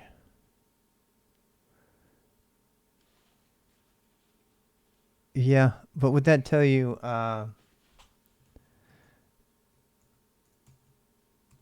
don't think that's going to tell us the speed. It'll tell us the drive, but...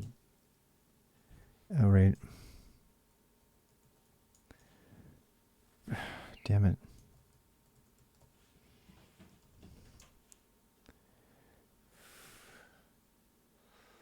RAM disk. Attached SCSI.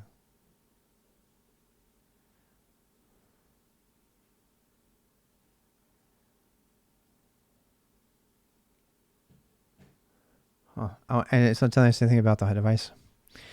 Let's try this one again.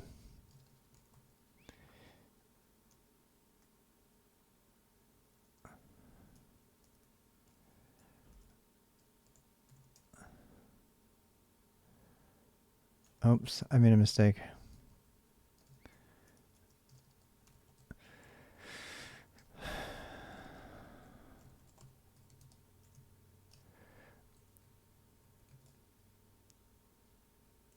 Yeah, I'm looking for the read-write speed. But I have to know what disk I have. I mean, if I can find the exact version of this thing, I need to know whether it's 5400 or 7200. I think I have 7200 on the MSI and I have 5400 on these. It's SATA, yeah. SATA storage, SATA controller, 7 series chipset family, 6-port SATA controller. Intel. I have a feeling. I mean, now we know what to look up. So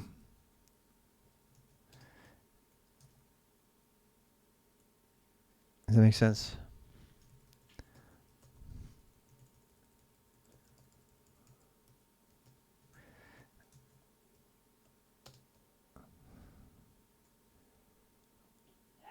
That's going to tell you your access times. Sequential reads. That'll give you. Yeah, but I'm totally happy just looking it up. You know what I mean?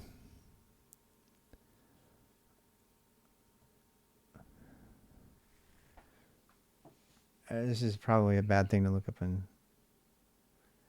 manufacturer.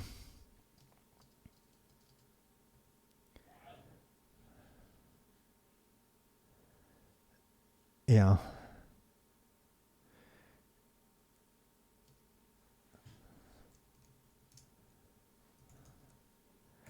Yeah.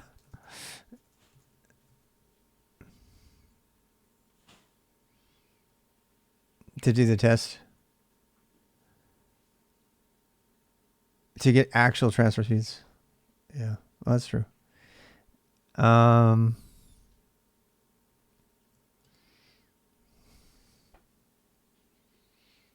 bet if I looked up this particular brand of Mac, I could look it up, but I don't know.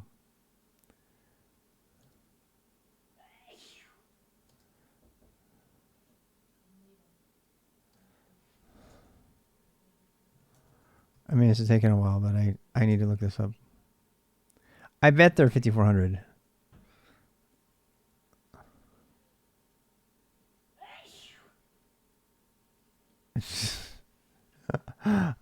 kind of busy right now. Bye.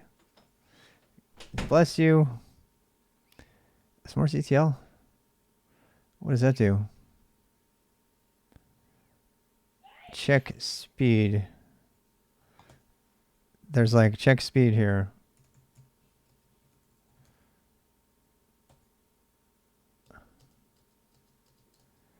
Bandwidth speed test. No. XP stated res for Intel. Yeah. Smart Mon tools. Huh. I mean, I'm okay to try it if that's something new. I've never actually run a tool to check my disk speed. Maybe that's worth doing it. That might be a good diagnostic tool to have too, if like your disk has problems or something.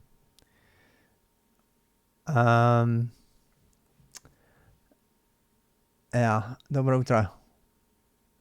It's been around for ages. Smart Mon tools. HTParm. Smart tools sudo app. I've never used it. I've never had to check that stuff. So, Smart Mon tools. Okay, I'll put that in my log.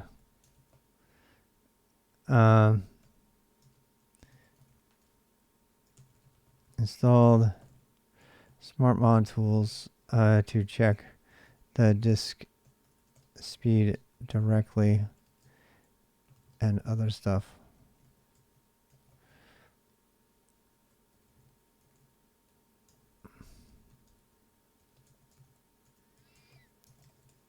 All right, so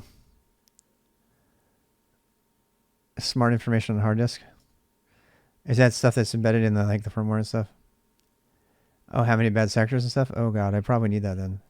I've probably learned that. I've never learned it, but that sounds like a really good thing to learn. Yeah. So H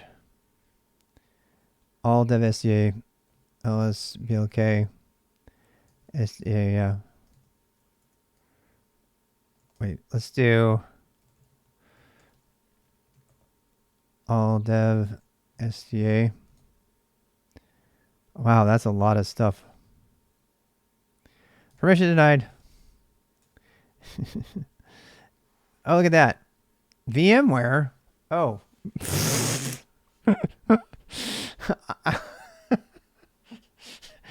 And suddenly he discovers he's on the wrong system. I make no excuses.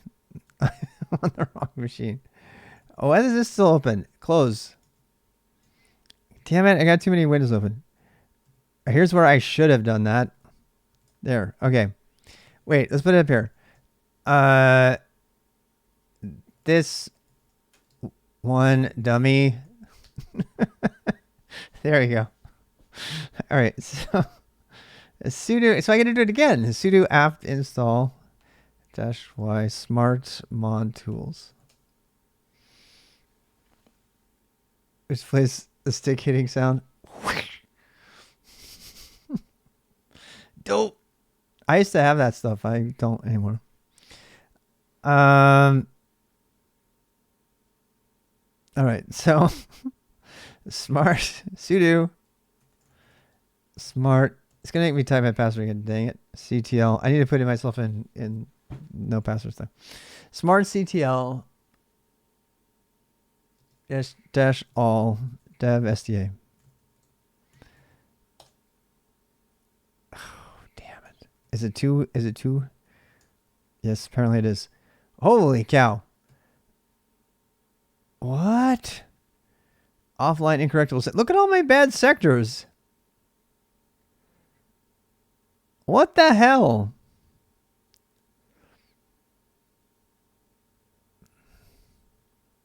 Oh, that's not bad sectors. That's just info. Yeah. Just ignore it.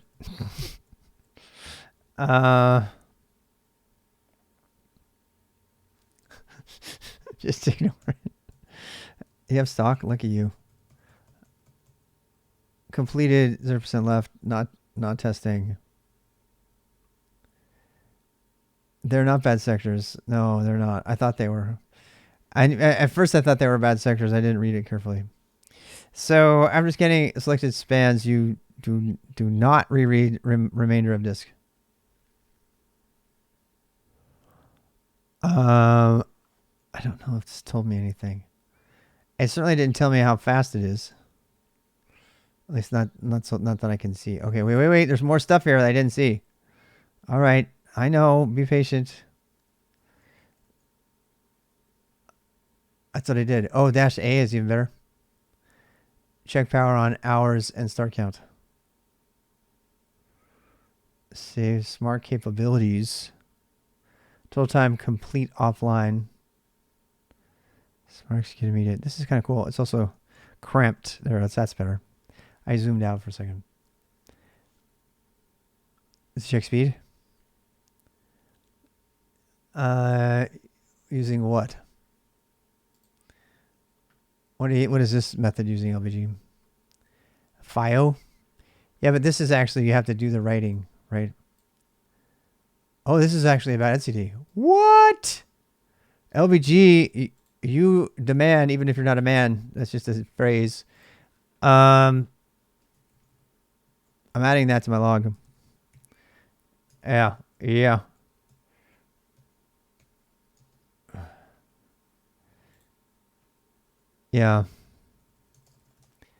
That is important. It is very importante. Using FIO. The source of FIO and etcd. Effective tool for checking just say they say throughput. Well, okay. I did not know that. Hey, how's it going? Borna. The performance of your etcd cluster depends strongly on the performances. That's what we're testing. That's why we're not just glazing over that for our home lab, because this is all, the point of it is to get good with enterprise. So I want to make sure I know what the tools are. And even though it took us 20 minutes to find the tool, I learned about Smart IOMon, which I did not know about before this. And now I know about FIO, which I have never used. I have never had to check disk speed before. That's not something that's ever been in my purview. I'm more of a keep the applications running kind of guy. And but for Kubernetes and etcd, I mean, this is really important. Export some Prometheus metrics. One of them is wall fsync direction. Doc suggests that the 99th percentile of this metric should be less than 10 milliseconds for storage. You see that? To be consistently fast enough. If you're thinking about running an etcd cluster on Linux machines and you need to assess whether your storage is good enough, one option is to use FIO, a popular IO tester. To do that, you can run the following command. Did you guys get a link? Here, let me give you a link. Oh, he gave you the link already. So all you have to do is then look at the output and check the 90th percentile. Okie dokie. Let's do it. This one, dummy. Okay. I'm sure it's not on here. I'm going to have to install. Oh my gosh. It's actually built in. Do I have to sudo? Apparently. Test data is not a directory. Wait, I have to make data, test data. All right, fine. To do that, you can run the following command where my test data is a directory under the mount point of the storage device you're testing. Okay. It's a directory under the mount point. So make directory foo. Yeah. Well, I'm just learning this. Foo. Damn it. User error. Is that also on there? Yeah, we'll definitely do that. I one thing at a time. Technically that was first, but this is literally in the book. So it's doing things. It's doing things. 27 IOPS. 28 IOPS. I don't have a good feeling about this. I strongly suspect that my disks are not going to be fast enough. You know what? I think I actually did this before. We did this. You know what? Let's do the other one on the other mini. Sudo apt install -y smart mon tools. On what? I have 50 computers. So I use Ubuntu server for pretty much everything. Uh-huh.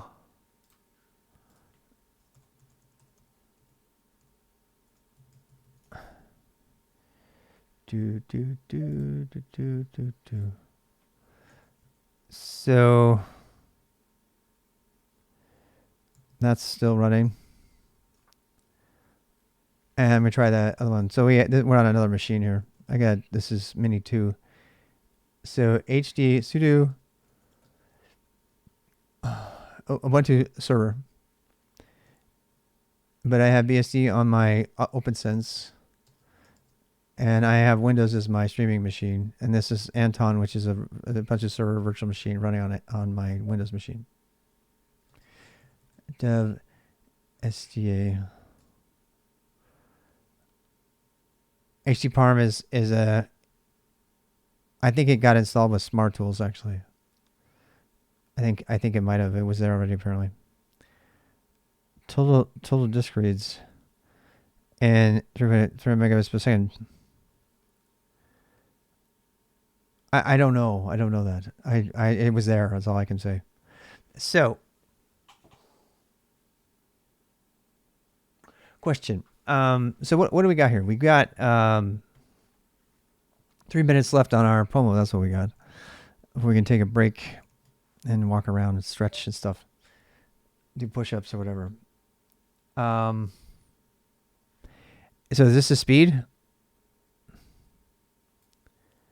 It's just throughput. Yeah, you'd have to do some measurements on the throughput. Yeah.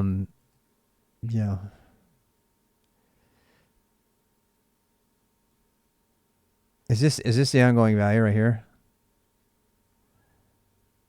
58 kilobits per second. Wait, 67 kilobits per second. So that means that's like, this is like 5800, right? When you say 5400, what does that mean? Does that mean, what does that even mean? So what does 5400 RPM, something like that? Speed.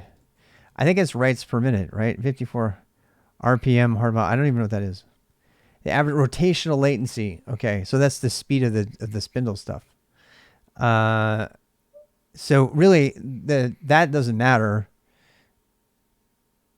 I mean, you can have a 5400 RPM hard drive and still have it have low IOPS or high IOPS, right? So the point of this article, which I'm really glad LBG linked to, is getting reality. My best pickup line for computer science. I don't have one. No. I'm trying to think of one. I have nothing. I'm a bad pickup artist. I am. It's just rotation. Doesn't matter as well. On disk cache, exactly. Yeah. So the speed of your disk, 5400 RPM, 7200 RPM is not enough. That's good. It tells you a general idea of how fast your hard drive is going to be, and that also goes for SSD, right? So the test that we just did, the FIO test, actually covers SSD if you want to test that, which doesn't have RPM because there's nothing to rotate. Okay. So this is worthwhile endeavor. You know why? You know why all this stuff before we install SSD is worth it? Because I am going to make a critical decision about whether I install this infrastructure on my Trident or a Mini. And if I make the wrong decision, I will have wasted an entire day. So it's better to do these checks up front, and people don't. In production, people don't. Mine is, you are the CPU to the motherboard. I wouldn't work without you. Okay. The newer lower size discs are SMR, which is a horrible technology for ZFS. Really? Yeah. Yeah, and I don't even know what that means. The bottom line, when I am in charge of managing etcd, I don't care about the implementation of the hardware. All I want to know is it fast enough to do the job? And this, according to at least one source, reliable source, two reliable sources, is the way to determine that. And it just says your disk. I mean, this all came about because we read these words from the official etcd documentation. Fast disks are the most critical factor for etcd deployments and stability. And we already covered what happens when etcd doesn't work. That's this picture right here. See the little link down here? That's etcd. The rest of this is all cloud native. So you, in my opinion, you do not want to skip on speccing your etcd host performance and say, it'll work until it doesn't. You do not want to do that. This is the one place, even in your home lab, where you want to be super duper, strict with yourself, I guess. Because you don't want to deploy etcd bad, and I'm already going to put it on the minis, and then I'm going to migrate it over to the Trident. If it turns out that's the way. If it turns out that the Tridents have a faster disk than the minis, then I'm not even going to do it. I mean, or that the minis have a faster disk than the Trident, which I read a complaint in the comments about the MSI Trident saying the disk speed was horrendously slow. And I, I need to evaluate that for myself. None of them are plugged into the network right now. So I need to look at that. But if this is the single most important thing, here it says right here, etcd, let me read it. etcd is very sensitive to disk write latency, typically 50 sequential IOPS, an RPM disk. You see, and this is the guess, just because you have a 7200 RPM, but they actually are telling you IOPS, IO per second, I guess, is required for heavily loaded clusters. 500 sequential IOPS, a typical local SSD or high performance virtualized block device. It's recommended. Note that most cloud providers publish concurrent IOPs rather than sequential IOPs. Interesting. The published concurrent IOPs, it can be 10 times greater than the sequential IOP. To measure actual sequential IOPs, we suggest using a disk benchmarking tool such as DiskBench or FIO. FIO, we'll call it that. So that is what we're doing. It's funny because there it is in the documentation. We didn't read far enough. We're like looking for disk speed, didn't even read it. And then we found that other article too. Thank you. So etcd requires only modest disk bandwidth, but more disk bandwidth buys faster recovery times when failing member has to catch up. Typically 10 megabits per second will cover. I don't think we're going to have a problem with that. For larger clusters, 100 megabits we do. We already have that. When possible, back etcd storage with an SSD, which I want to do. And SSD typically use low latencies and has less variance to spinning disk. I don't have that option. I don't have an SSD to spend the money on that. If I were buying brand new hardware, I would definitely do that. I would get minis. I would get mini computers with SSD. They'd cost a little bit more. But if I were building a home lab from scratch and not using leftover hardware from 2016, that's what I would be doing. But the stuff I have is way better than a Raspberry Pi. And people build Kubernetes clusters on Raspberry Pis all the time. But that's not anywhere near real. So using RAID 0 is on an effective way to increase disk speed. Yes. We have RAID 0 for sure. For both spinning disk and SSD. I'm pretty sure I did RAID 0. A pretty variation. I don't think I need it because I only have just the one disk. Yeah, I didn't do RAID 0. Could I do RAID 0 if I had multiple logical volumes? I wonder if I could. I bet I could. Our promo break is over, but we're looking at the IO results here, which I now want to save somewhere. I'm going to save these results to something. Oh, shit. Oh, I thought we died there for a second. All right, so I'm copying all of these things from one window in tmux to another place. We're going to close here. We're going to say mini 1 FIO out.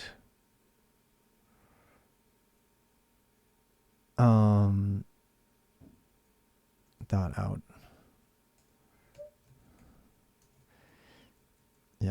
There. So I want to save that with my results so I can, I mean, there's nothing super secret there. What time is it? I only have until, yeah, we got time. Okay. Yeah, okay, so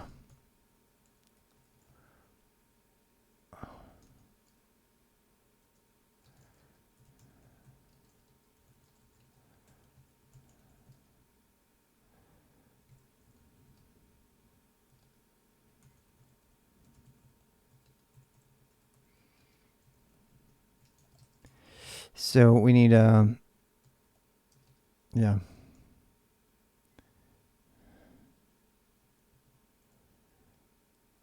Wait. Ah.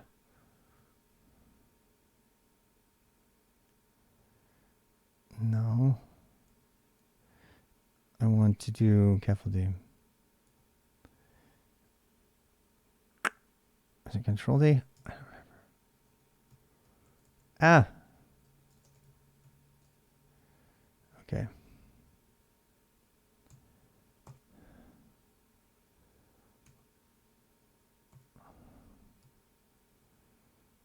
I can't remember the command. I'm having a brain thing. Or my brain stops working. Is it add? Yeah, document. There we go. Yeah. Yes.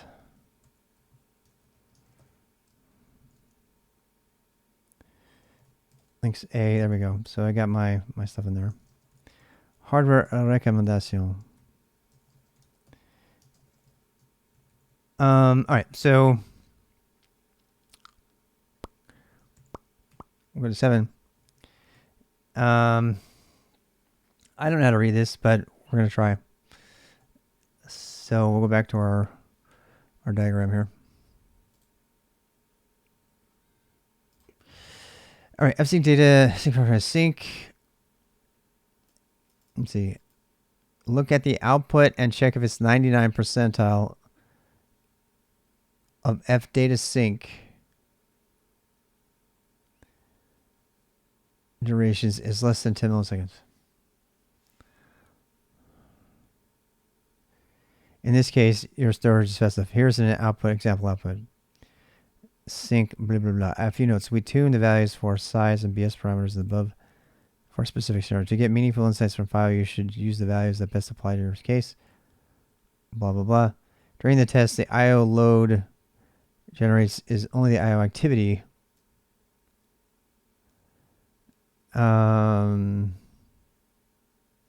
So if the 99th percentile you observe with FIO is only slightly below 10 milliseconds, it is likely that your storage is not fast enough.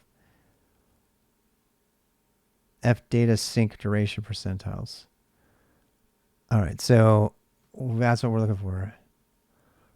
F data. There it is. All right, so F data sync. Oh, it gives us our percentile. Look at that. Standard deviation 15, average 35. That doesn't sound good. we had 174 in the 99th percentile. Oh damn. I think I just found out that my disks are too slow. My disks are too slow. Yeah. Let's see. And check if the 99th percentile of F data sync durations is less than 10 milliseconds.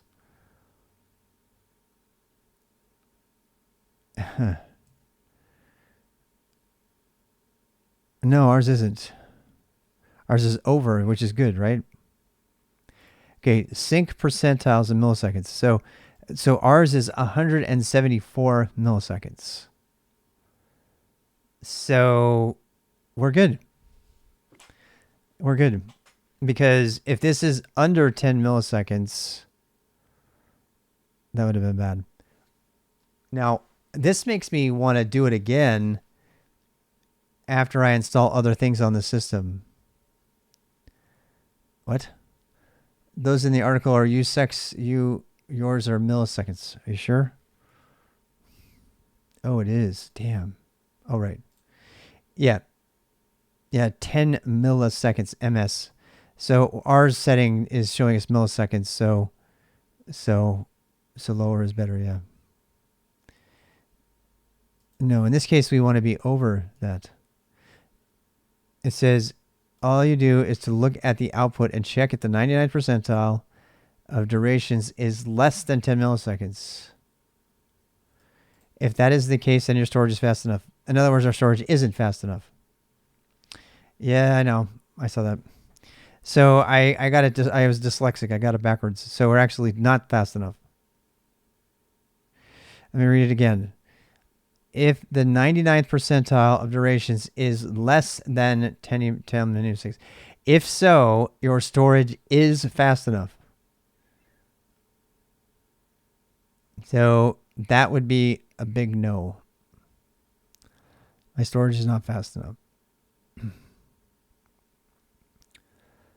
All right, so we're gonna take an 8-minute break, and I'm gonna plug in my MSI Trident into the network, and we're gonna do the same test over there, and see if I get a better number.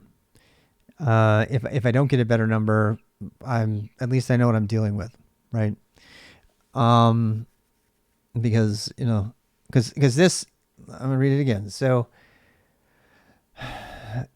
if it's less than 10 milliseconds, then your storage is fast enough.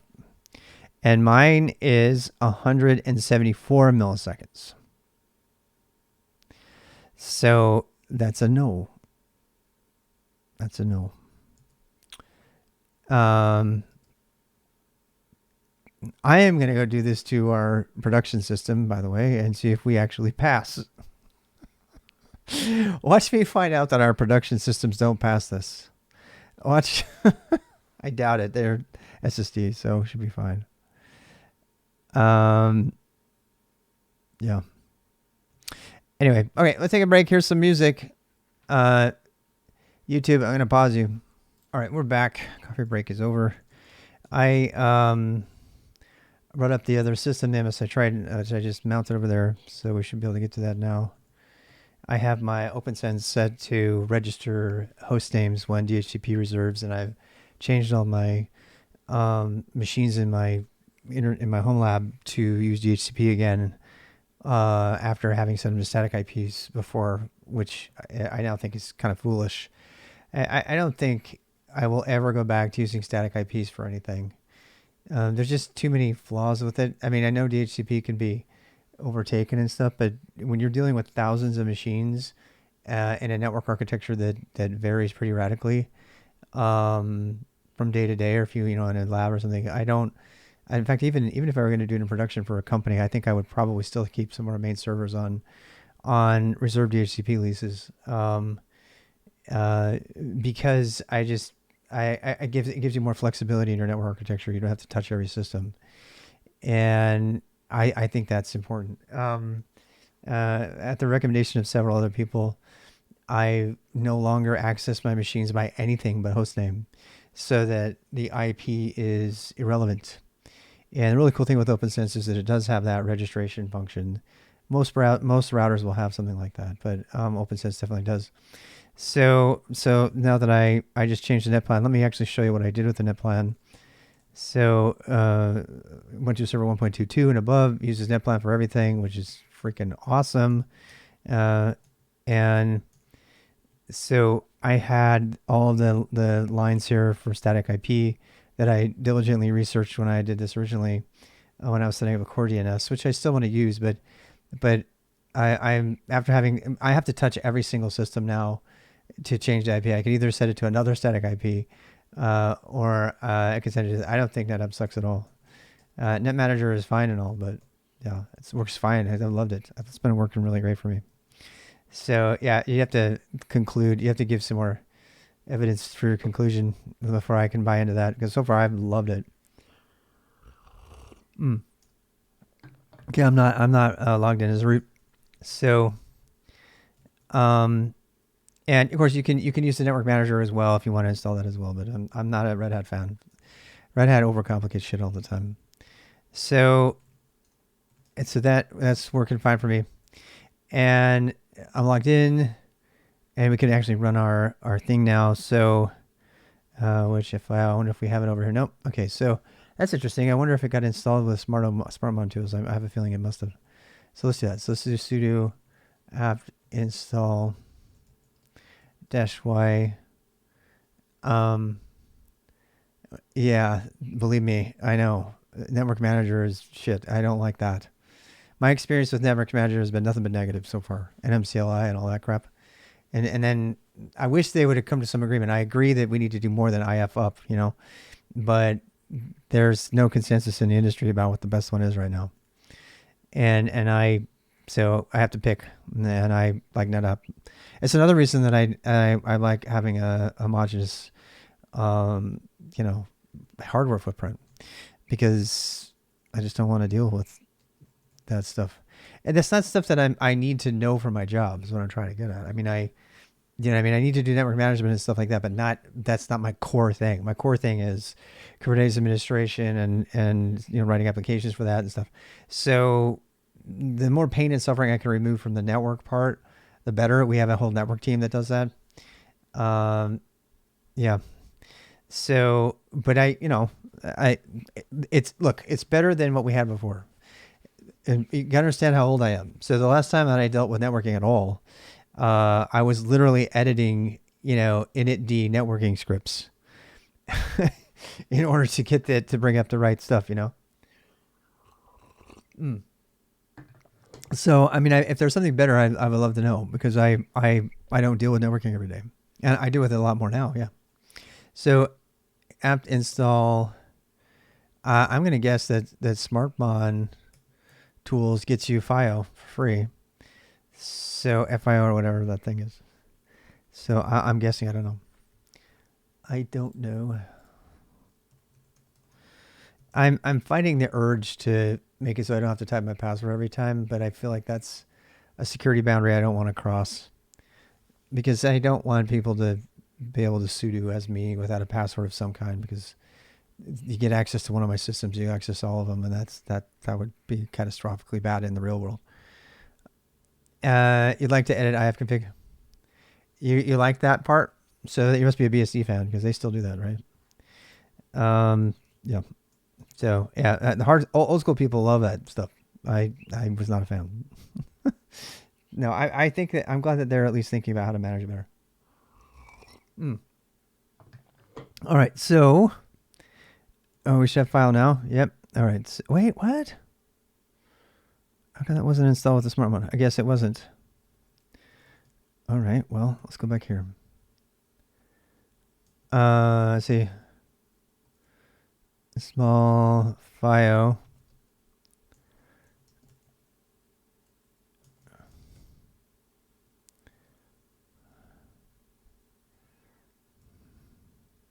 To check disk stuff. How about that?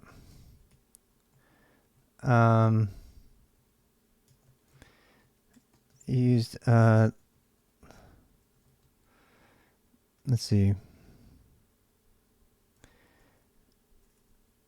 Used a file. You know what? I can't put this in the chat notes. Oh, yes, I can. Used the file below to command about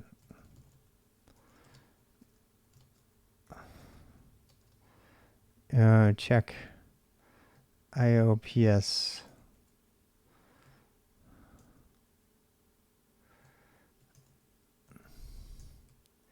I'm going to put all of my scripty stuff down here, because I'm not going to put it in the YouTube out notes. So that's what's up with that.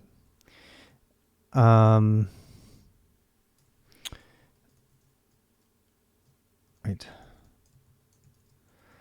Okay. Encrypt your disk? No.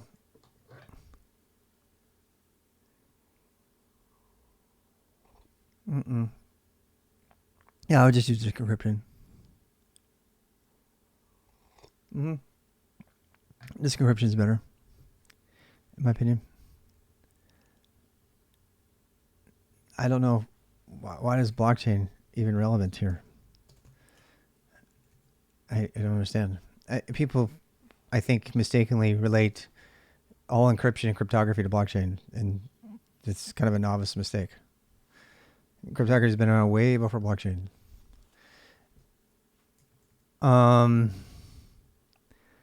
So, okay, so let's do.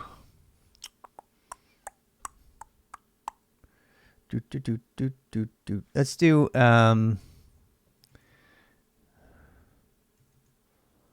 I'm gonna have to look up the command again. I was trying to remember it. I can't because I forgot to do the W in RWX. My own mantra.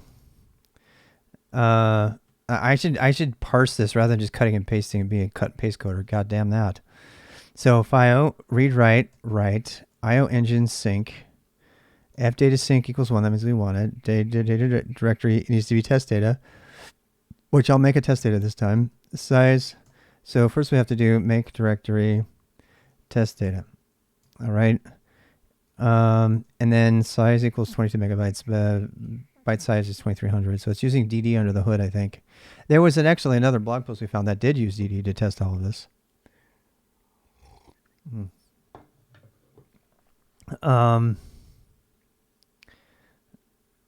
Okay, so to test, yeah.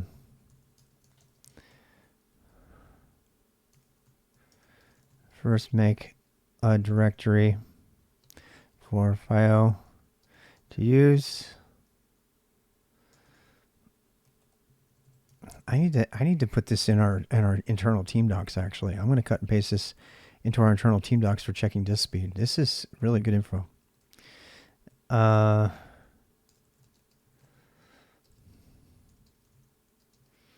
a quiet system. I mean, it should not be doing work while you're doing this test, I assume. So, yeah. All right, so let's go do that. Make directory test data. I think we need a sudo in here. Yep. And, yes.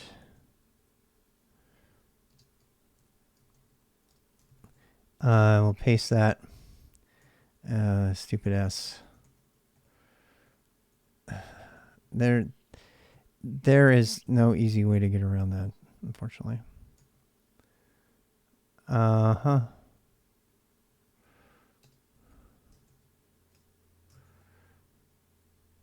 Much better. All right, so file command not found.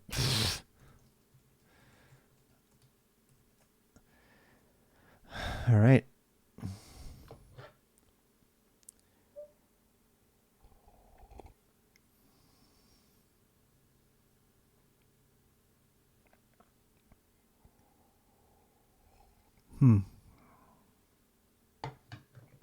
Okay.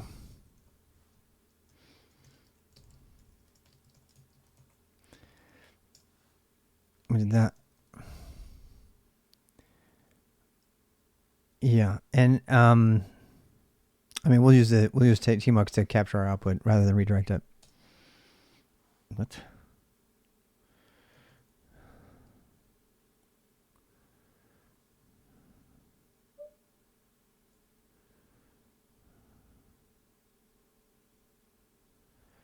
This equals 22. Oh.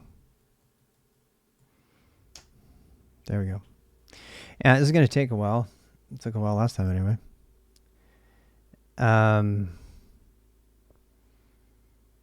I'm super anxious to know. I mean, if it doesn't qualify for SCD, what do I do?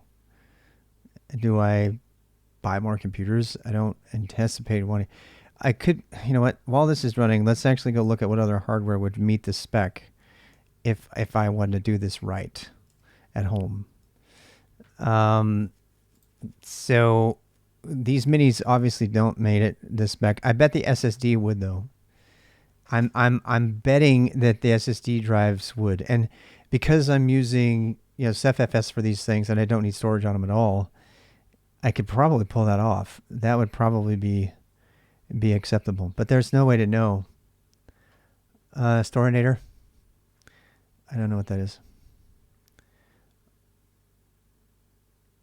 What's Storinator? I mean, that's $200. That's still cheaper than a Raspberry Pi, and it's way more powerful than a Raspberry Pi, and it has SSD. So, and you can get them. They actually have them. A built-in Homelab rack for laptops. Built-in Homelab server rack from laptops. The problem with that is the batteries. You can't leave the batteries plugged in or they'll blow up. I've had that happen to me twice.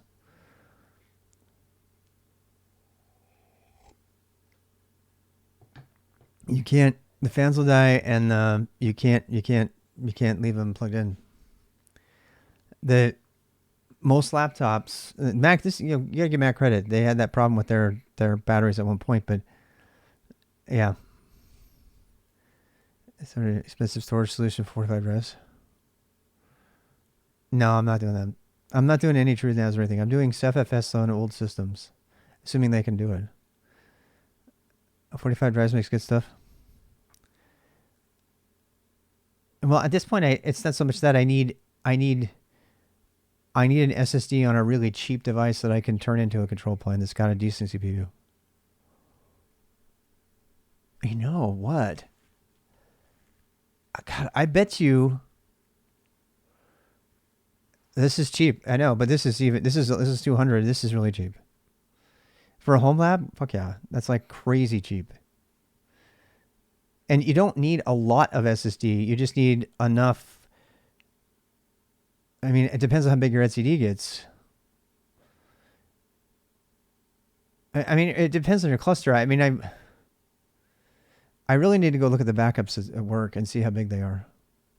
What does Kubernetes say about that? I mean, what is the SSD docs? Do they say Mac Mini specs? No, we already looked at that. Buy the SSD separately, cheaper. Yeah, but you have to install it. I mean, we could do that, but you can't do it over USB. That's too scary. I would not do that. Not for this kind of thing. I think I'd probably buy internal SSD. I'm going to capture this output to my log. This is why I like tmux. People that use Vim for their terminal panes are just missing out because they can't copy and paste from remote systems to another pane, to a local system, because their muscle memory has become permanently dependent on Vim panes, which is a huge fail in my opinion. So I can actually do this. Trident 1 fail out, and I can paste across windows. Now let's do some evaluation on this. So this said that we must have forgot a switch here. Oh no, we're looking for the everything from scratch. Yeah, you could definitely do that. Not my style. I'm a little more practical than that. Here we go. So this is usex. And why didn't it do milsex? Did I not read my argument? I thought I did. Wait. I want to do that test again and see why I got milliseconds to the other one. Basically, it's 22 M. Name equals foo. Every single one directory. I'm just curious why this one didn't do H. I wonder if it's there's like an implicit -h in there or something.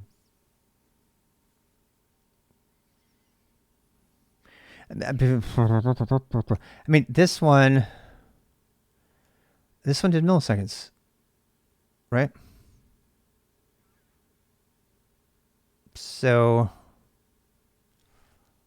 I don't understand. I don't understand why the command on here didn't make it human friendly.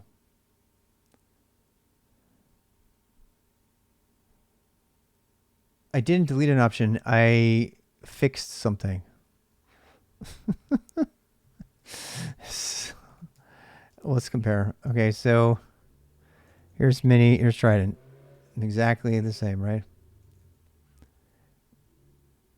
So Trident has read write, IO engine sync, sync data 1, directory foo, directory test data, size 22M, BS 2300, name my test. So it's something about the underlying command. There's that one actually has my Mini 1 actually has my bash RC. So I don't know. I must have picked up an alias from my bash RC to do -H for everything, because it didn't do it as human friendly. Look, I mean, you can tell this one's got nanoseconds and stuff, and the other one doesn't. I don't know why. Maybe it's a different version or something. So we have to do the math ourselves. So usec, which isn't that nanosec? I thought n was nanosec. This is, what is that? What is usec? I thought that was nano. It's like the U with the long thing. Micro. Okay, yeah. And there's nano, micro. This isn't micro. There's nano, micro, and milli. Yeah. So this is micro. Yeah. And the directive is milliseconds, right? So we have to read that again. I have to keep reading it because we keep reading it wrong, and I don't want to read it wrong. So, wait, it's in the article. Where's the article? All right, so it says, so usec is not ms.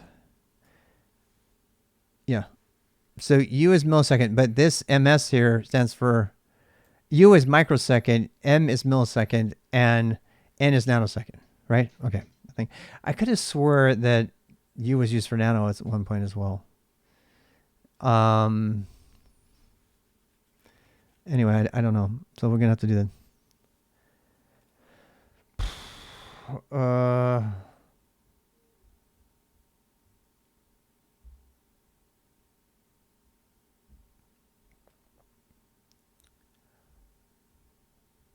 As for the MU in Greek. Yeah. U and milli is the same. I don't know if that's true. This is super important though. So the output above is only a small excerpt from a whole output from IO. There are 1,000 usecs in 1 millisecond. So there's 1,000 microseconds usec in 1 millisecond, right? That would make sense. Right? And there are 1,000 nanoseconds in 1 usec. Okay, gotcha. So, I mean, I have to look those up all the time. I knew they use the U differently in Go. Yeah, they have a duration and they use U differently. So SI prefix. Look at you go. Right there we go. UF is technically a micron. Now named a micrometer or denoted as a micron. Okay. So all you have to do is look at the output and check 90% all, less than 100 milliseconds. So we divide by that 1,000, and that's 15, right? No, it's not. It's 157. And your storage is fast enough. Here's an example. So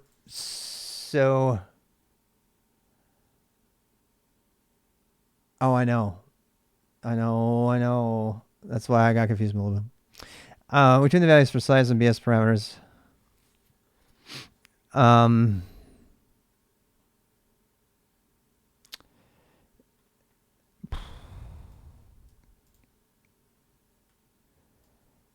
Is only slightly below 10 milliseconds. It is likely that your storage is not fast enough. They still haven't told me if this is lower or not. That would have been helpful.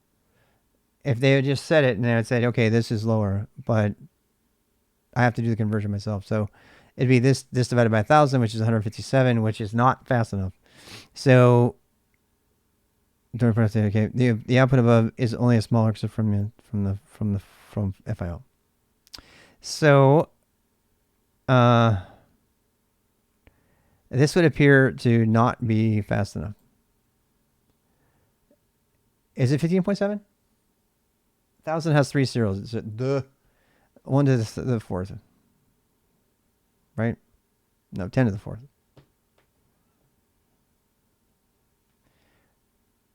Ten to the 3rd. 10 to the 3rd. 10 to the 3rd, so 3 zeros. Duh. I know. I need more coffee. I know. I can't do binary in my head like Dennis. I'm not smart. I'm just here. Okay, so yeah, it would be 1,000. So this is 15 milliseconds. Right? 15.8 milliseconds.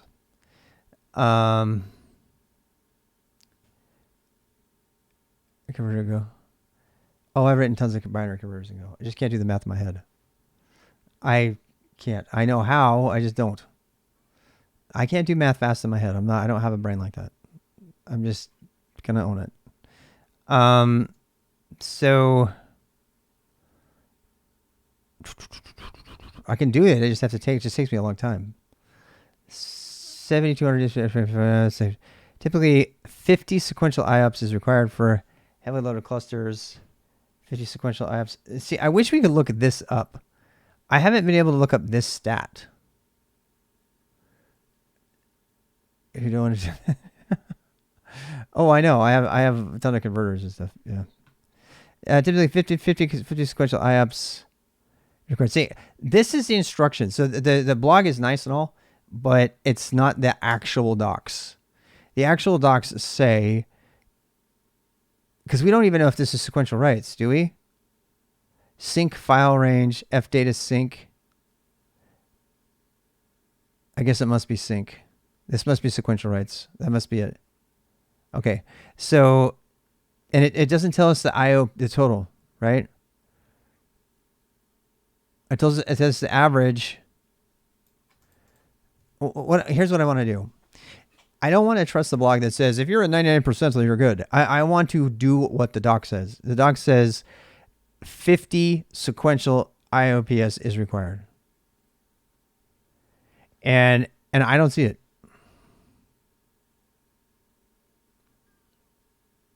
By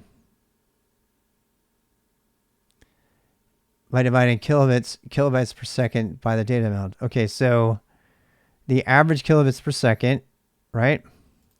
This divided by the number of seconds, which I don't know, but we can go look it up. Oh no, this is the milliseconds. Sync percentiles. I don't know what that means.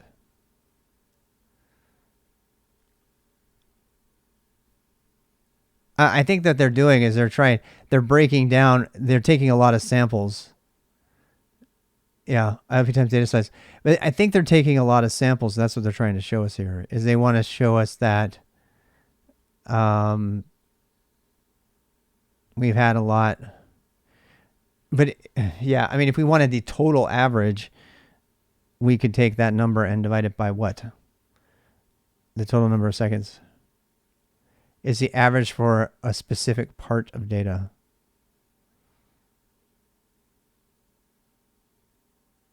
Huh. I think percentiles 99%. Yeah. Well, I mean, neither of these are go look here and look at this number. I wish they were. They're not. So 50 nanoseconds, that means that 99% of actions take 5 nanoseconds, 50 nanoseconds. Is that what that means? It says take nanoseconds. And what was the operation? The operation was 22. Yeah. Well, it's a rabbit hole that pays my bills. So, monitoring NUR mode.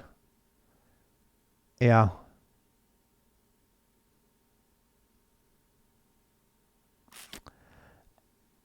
Yeah. I don't know. We need to figure out how to calculate IOPS here, and I can't do that. So we know, okay, so if this had this many, this is how long 99% of them took with 22 megabytes, then we still have to do the math to get IOPS, because we still have to take that number and multiply it times the number of byte sizes, which is 22 megabytes, right? And that will give us a total IOPS. Yeah. So 99% of the requests. So most of the requests took this amount of time, and then you take that time, right? Whatever that time is, and you times that times 22 megabytes, and then you have your IOPS. So that is a converter I would love to write, because it's IO per second. So this is 22, and this is, we'd have to actually, that's milliseconds. So we'd have to convert to seconds and do a little math there. Right? Did I get that right? So no. I mean, this is USEC, so, but the other one was millisecond. Well, then what are we supposed to do? How are you supposed to calculate IOPS? That's a simple question. Bytes per second divided by the size of the data. Yeah. Okay. So I had it wrong. It's divide, not multiply, of course. Yeah. Duh. All right. Yeah. So it would be, so we would do this. We would say 22 megabytes of data, right? Divided by, data per second, right? Divided by this, and then per microsecond, and then we would convert that to seconds. Yeah. Yes. You divide 20 megabytes per second. That's what I'm saying. Yeah. Does not necessarily take 15 minutes. 15 milliseconds is the worst case.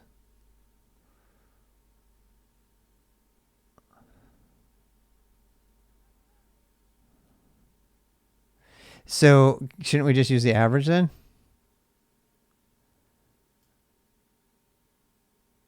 No, I know. This is how long it took to do the operation, right? Which was to write 22 megabytes to the thing.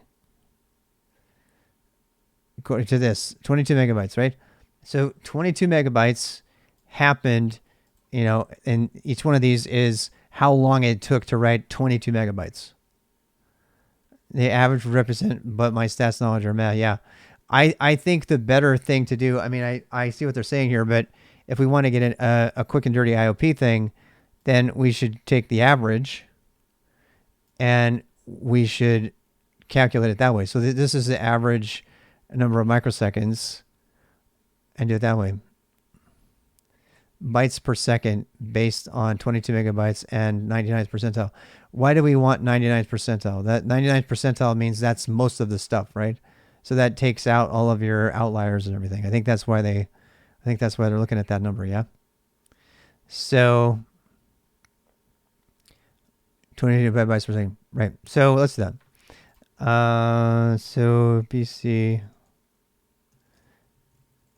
I don't know DC. I wish I did. So let's calculate what this one is. So that would be 22 times 1024, which is that's the number of total bytes. And IOPS is, what is IOPS in? Is it in bytes per second? I assume so.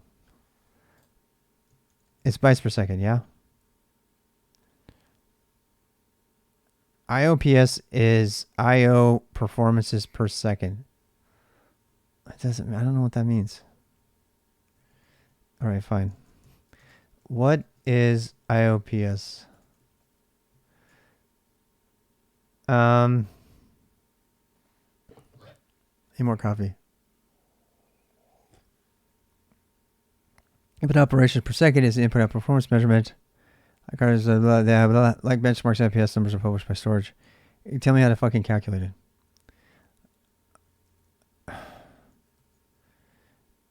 Why do they have to make it so hard? IPS response time, absence of blah, blah, blah. Meaningless. IOPS are essentially meaningless. In isolation, IOPS can be considered analogous to revolutions per minute of an automobile engine. God. This doesn't help me. A specific IOP have... I mean... This is bytes per second and then 22 bytes per second. Yeah, but I don't know if that's even it.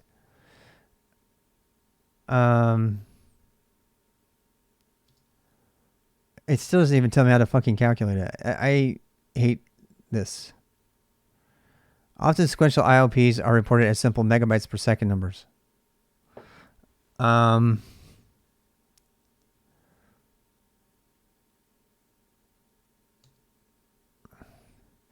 There's not even a standard on how to report IOP. So how the fuck are they? Where are they? That's like saying everything, putting wattage on everything and having different ways of calculating wattage. This is like fucking crazy.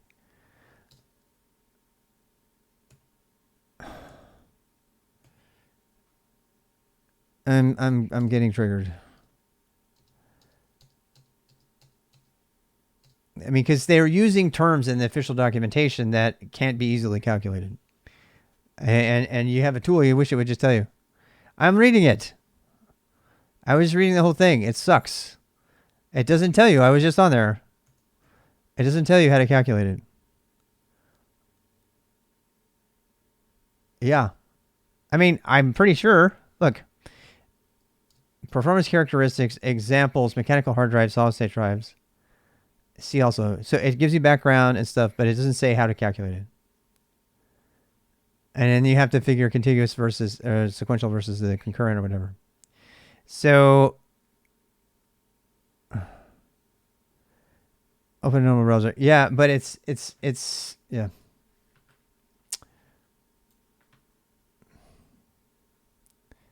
Yeah, I get it. I get what it is. I want to calculate it. So often sequential IOPs are reported as simple megabytes per second number as follows. IOP times, but it says often. This isn't even the standard. Yeah. $4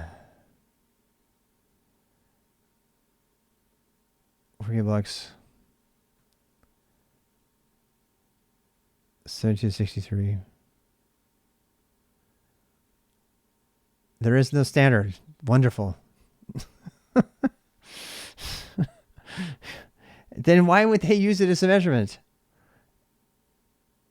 Yeah. Okay, I do know what you mean. So, yeah, you might have a strong enough drive until you don't. There's no way to know. Stupid fucking... All right. Calm down. So... this is stuff I want to know how to do, because if I'm going to go into a system, someone says, hey, can I put etcd on here? I want to be able to say yes. And right now I don't feel comfortable saying that because I don't know how to measure it. And I'm damn sure they didn't check this at all before they installed our production cluster. So it's not a waste of time for me. That's what I'm saying. etcd is very sensitive to disk write. Typically 50 sequential IOPS is required. For heavily loaded clusters, 500 sequential IOPS. Is recommended. Note that the most cloud providers publish their IOPS rather than sequential IOPS. Published concurrent IOPS can be 10 times greater than sequential. To measure actual IOPS, we suggest use diskbench control such as diskbench. Does diskbench actually have this? Because if it does, bye-bye FIO. I don't even know what this thing is, but I'm going to definitely look. I'm going to look right now. So there. You can't make me not. What the hell? Wrong one.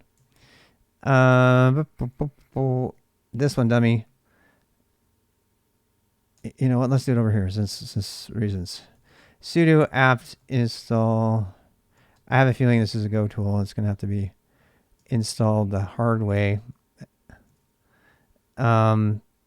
Disk bench. Wait, where do we read that?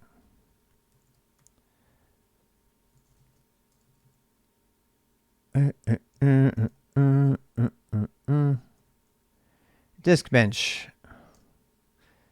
Oh, damn it all. I need to make a quickie for privacy.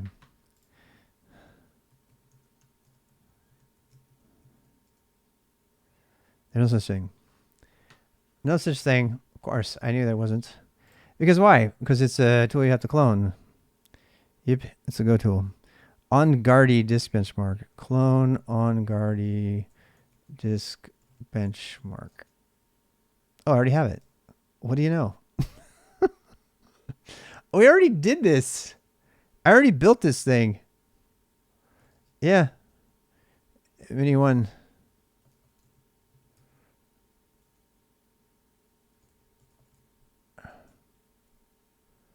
What the hell? What the hell? Markdown, blah, blah, blah.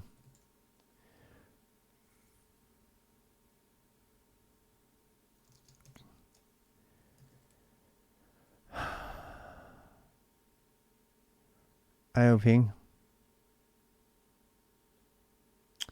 Yes. Oh, great.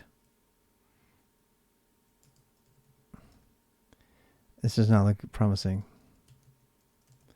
This really does not look promising.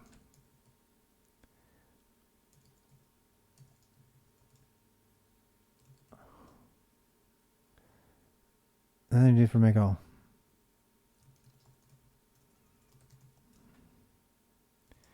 God damn it.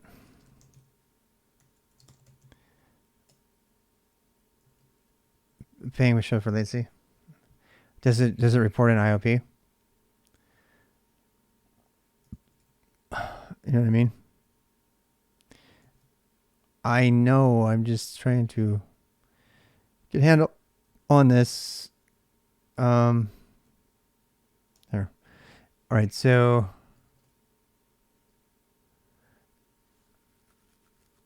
Well, I don't know. Sudo.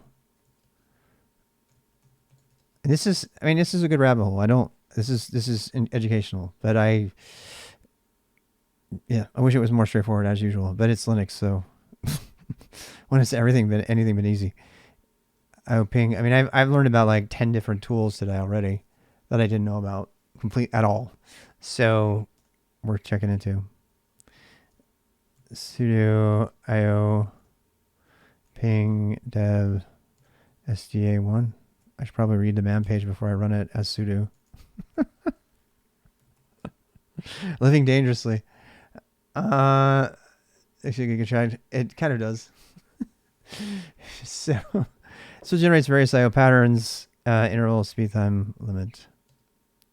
Max time works as off time works, print count. Okay, file code. Well, yeah. I mean, if you want to, you're going to pipe it into BC so we get the actual number on IOP. IOPS, that's what I want. That's what I really want. So, because everybody who tells you about disk speed, it's like electricity people telling you wattages, and then they don't tell you how to make watts out of amps and volts and stuff. They just assume you know how to do it. It seems like everybody in the industry is telling you IOPS now, but there's no easy way. The thing I'm going to document in my Zettelcast then is how to definitively determine IOPS for anything at a given moment in time. And I want to have that skill completely mastered without any question. So that's why I'm spending so much time on this, because so far there's no definitive answer. And when there is, I'm going to document the fuck out of that because it's super important. Something like this. Edit before run. Run, repeat. IO engine, libio, direct one, GTO reduce one, name FIO test. Test file. BS 4K. You did 4K that time. IO dev 64. Size 8 gig. Why 8 gig? Instead of 5.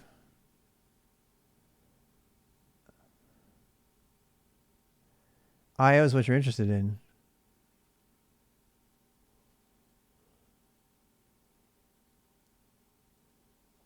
Let me see. Okay.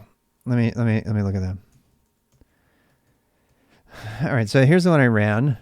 Just to see what's different. So I don't know what ran to repeat one IO engine. Oh, that's the IO engine. The read write sections.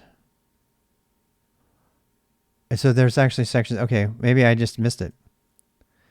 Yeah, let's go look. Yeah, let's go look at that. So here we go. So this is the Trident one. So let's go back. This is the output. Here's the read write to stats. iOS. Util agrios app merge aggregate iOS SDA. Oh, that's DM0. Never mind. Just stats read write.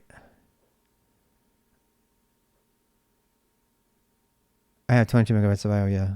So. Right. Are these sequential? Do we know? IO is 22 megabytes per second.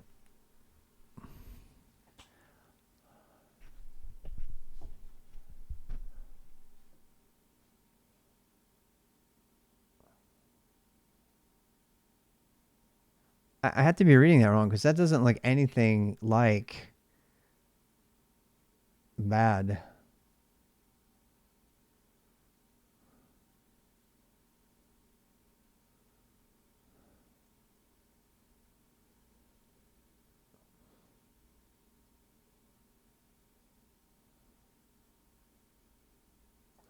Oh, the millisecond down here, I see. Yeah. Do we know, how do we know that's sequential though? Is there a guarantee that that's sequential? Is it because, that's why I think they wanted us to look at the fsync data because that's the stuff that's sequential.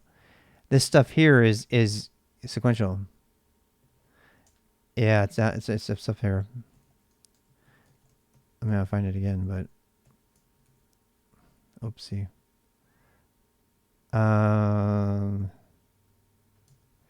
There. So f data sync equals 1. Read write flag determines mode. Oh, I don't understand then, because this is actually the exact command from the blog that said, "Here's how you calculate it." I think they got it wrong because they didn't go into the calculation themselves. They said it just got to be under 10 here. Yeah, but why? Rand right. All right, so I gotta read these. So what is this about? So debug parcel output file name format bandwidth minimum app source CPU clock time show command engine. We're just gonna use default engine read only.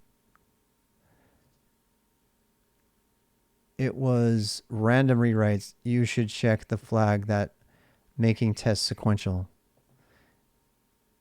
If it's not the whole behavior, yeah, let's look at that. I think if you do f data sync, I'm going to guess that makes it sequential, but I don't know that. So warnings fatal, max job server, daemonize, client, inflate trigger, timeout.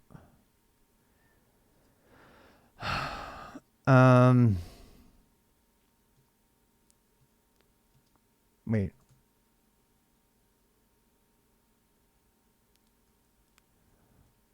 Huh. Oh, I probably could have done units. There's probably a way to specify units. Hi, Twiggy. I'm just getting ready to install etcd, and I'm speccing my system for that. And this is being recorded for YouTube, just so you know. Yeah. Sequential check. Where'd you find that? I have it at runtime, run number jobs, time-based, group reporting. Name IOPS test job. I don't see your read write. You have ran W there. That's probably got to change, right? Well, they did say in the instructions to make sure you have the latest version of FIL so you can use the F data sync. I have a feeling that F data sync is required to get what we want. File name. What is that? Is sequential read? Read write equals read. And then why would they recommend fdatasync in the other one? So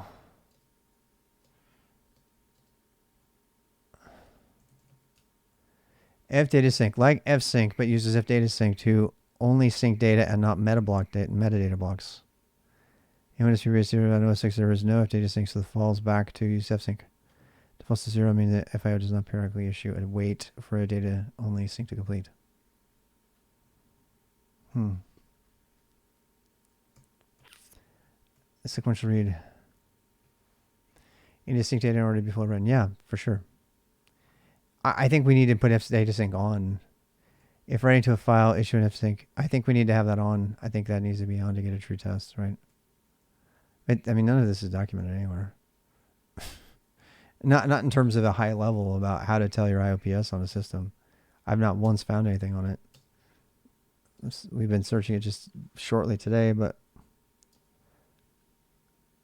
it's kind of frustrating. I hate breaking this kind of ground. Yeah, the IO engine could be completely different, right?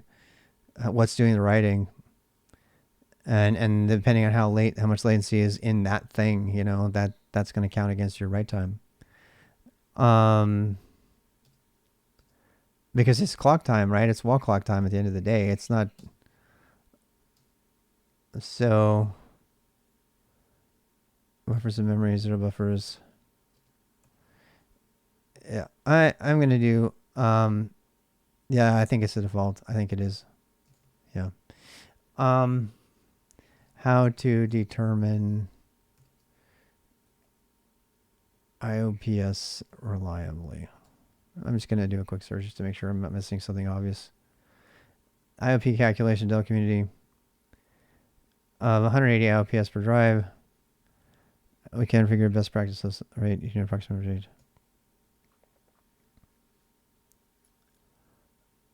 Oracle test troubleshooting manual. Nice. IOPS calculation. How do I calculate the average IOPS? Or 15 disk according to the spec. Use the best practice because we're all estimates. H equals host IOPS, R equals read, W equals write. A sample of IO commands. Yeah, I'll go look at that one.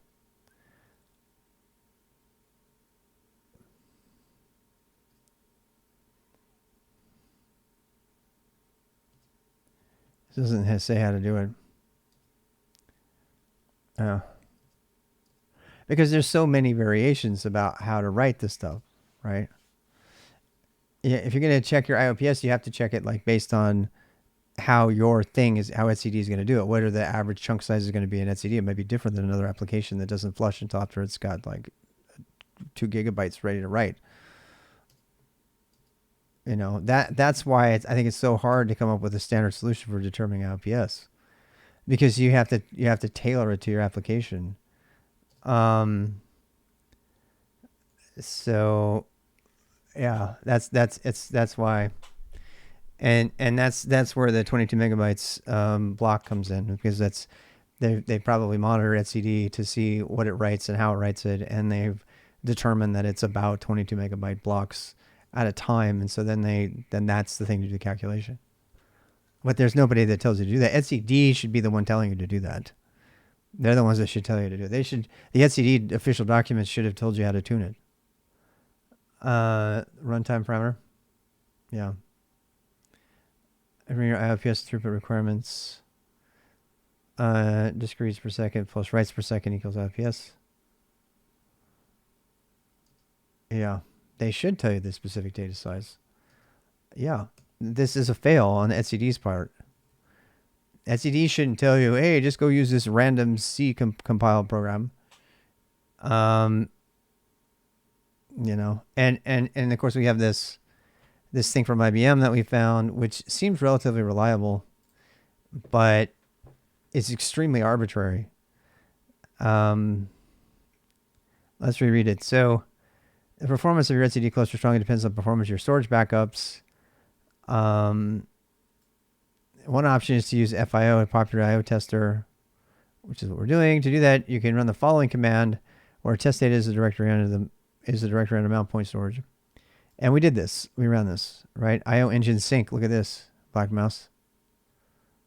I think that's important, actually.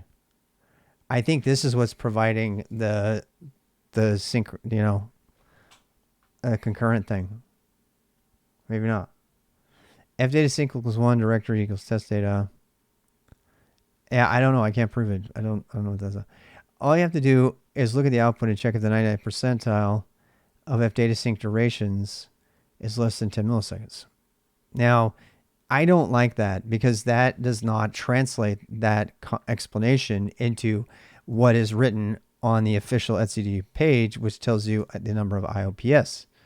So on the official page, it says typically 50 sequential IOPS, roughly a 7200 RPM disk, is required.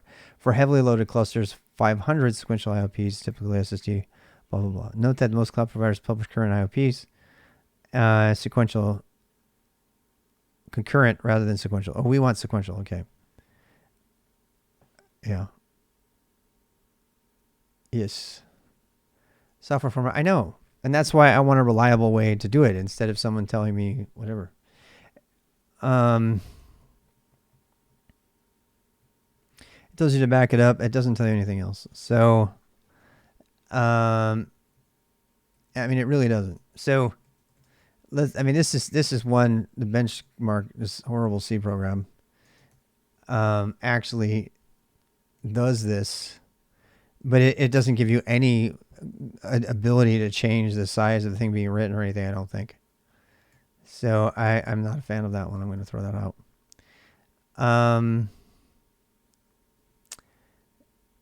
We can test sequential read with FIO, but not write. Sequential read? Huh. So yeah, whatever. This is getting more frustrating by the minute because it's like, if it's such an important thing, you think that they would actually have a reliable way to tell. And they can't document it because they don't know what kind of disk you're using. They're saying you're probably good if you have a 720 RPM disk. Probably. We don't know for sure, but maybe. And that does not give me warm fuzzies. They can't get guarantee. Right. And we burned up a whole pomo on this crap, which is a full hour. So I tell you what, though, we're definitely going to know how to do IOPS after this, and guarantee you that. Which I need to do anyway. So this is my mini. Let's actually, have we figured out how to get the conversion so that it shows everything in USEX? And like, what's that thing? Because I do not want to do the fucking calculation in my head. I want to do it. I want to see it in the report. So the first thing I want to find out, because I'm kind of getting mad here, is why the hell this is declaring it in milliseconds and this other one is not showing milliseconds. It's doing it in microseconds. And that bothers me. So the first thing I want to do is figure out how to avoid that, because it's annoying. So let's do that. So SSH mini 2, man file, FIO. What? Oh, whoops.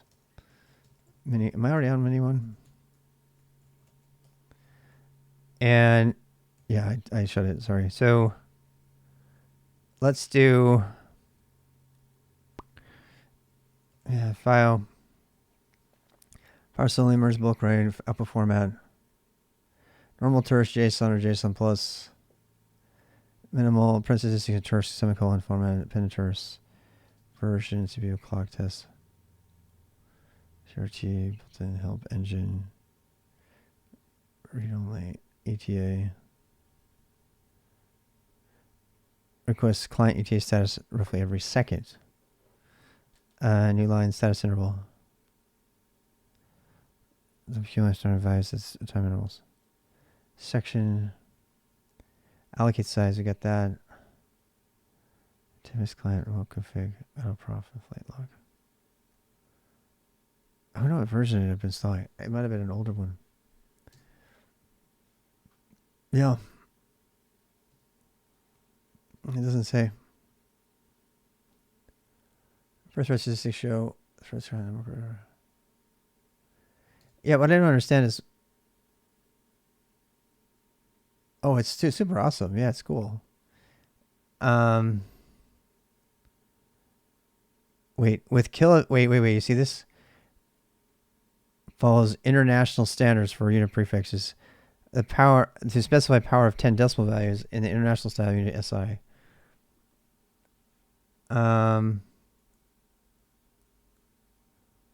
That's pretty weird.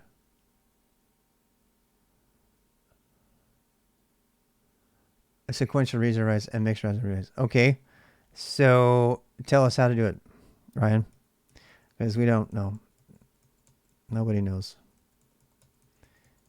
So we need to actually, the goal here is to get this documented thing to produce IOPS and not something else.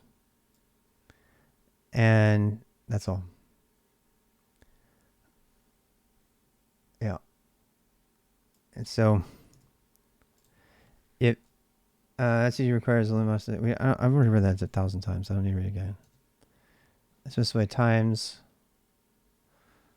Specify value was down 0 zones. The following parameter types are used. I don't know. Yeah, I don't see it either. So there we go. Units.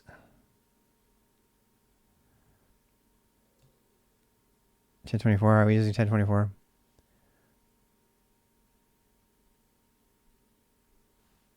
Yeah, but that's sequential writes only. It's not read writes, right? So, by the way, what does this say? It says sequential IOPS. Is an IO thing a read and a write? So for RW, right? That would be consistent with this. This says just write though. So this example in this blog from IBM says use write. And that's the sequential write. It's very disk write latency. Oh, look at this. This is official docs. Make sequential read write is read write or write. So etcd is very sensitive to disk write latency. Write latency. Typically 50 sequential IOPS, which I assume is write and not read write, because they talked about write latency. So for heavily loaded clusters, 500 sequential writes per second. So for heavily loaded clusters, read write in a man page per file. Yeah. A typical local SSD for high performance virtualized recommended. Note that most cloud providers publish sequential IOPS. The thing I don't like about this is it jumps from disk write latency to IOPS. And IOPS is non-specific. It can be read, it could be write, it could be read write. Right? So for heavily loaded cluster 500S sequential IOPS, recommended. Note that most cloud providers publish concurrent IOPS rather than sequential IOPS. The published current the published concurrent IPS can be 10 times greater. So this is disconcerting because this means that the people who wrote this etcd document don't know enough about measuring disk performance to specify the exact command first of all, and to give us an idea of what the size of file. We're picking 22M out of the air because that IBM blog said so. And then we have latency between something being actually written. Yeah. That's why I recall IO ping. Yeah. I mean, it depends on the engine. There could be something happening in the CPU, right? Yeah. So I am going to make a leap here and say that we're going to measure write latency only. Because at the end of the day, etcd is not reading from disk; it's writing to disk, right? It needs some other I/O to sync across the network, but that's different. So disk write latency. So I'm going to make a leap and say that this means 50 sequential write operations per second, which means that would explain why read write equals write here, right? And that we're using sync, which I don't know what that is. I assume that's a built-in flush. I think this fdata sync stuff is a built-in flush. That's what I think it is. I don't know. And this blog, if we trust it, says that it's been tuned to write kind of like how it's kind of, in chunks that are similar to what etcd would normally do, 22 megabytes a piece, which is a total guess. I mean, that because you could have etcd operations that are way bigger than that. Basic read or write fseek is used to position IO location. Okay, good. Again, that's great. Thank you for that. So I do think that's the way sync IO engine sync. That's how I assume etcd is working with a bunch of fseek stuff. And I've actually written stuff like that, like code like so that I understand. Byte size 2300. Total size is 23 megabytes, 22 megabytes. And place to write it. So, all right. So that gives us a thing, but then we have to translate this data, and it just tells us that we're in the 99% percentile over here, which this is not.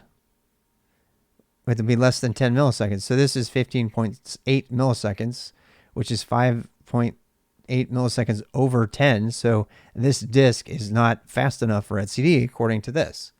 But they don't ever write that conclusion. How? Prove it.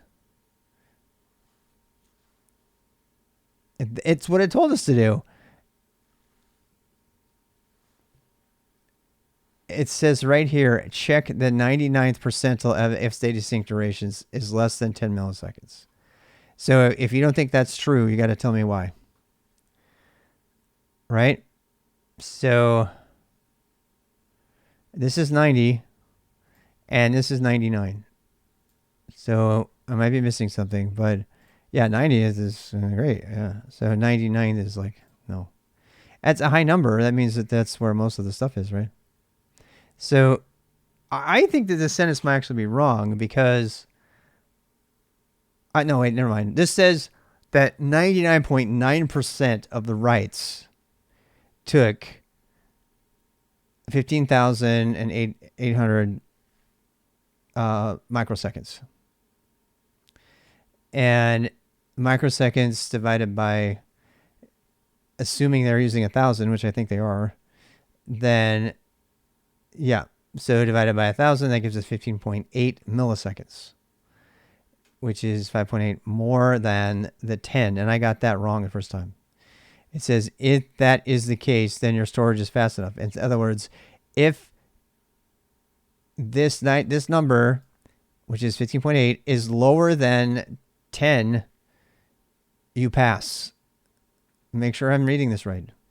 Because that's telling me I don't pass. It's telling me that I'm 5 milliseconds too high. And it says here, if you notice, we've tuned the values for size and BS parameters in the above example for our specific scenario.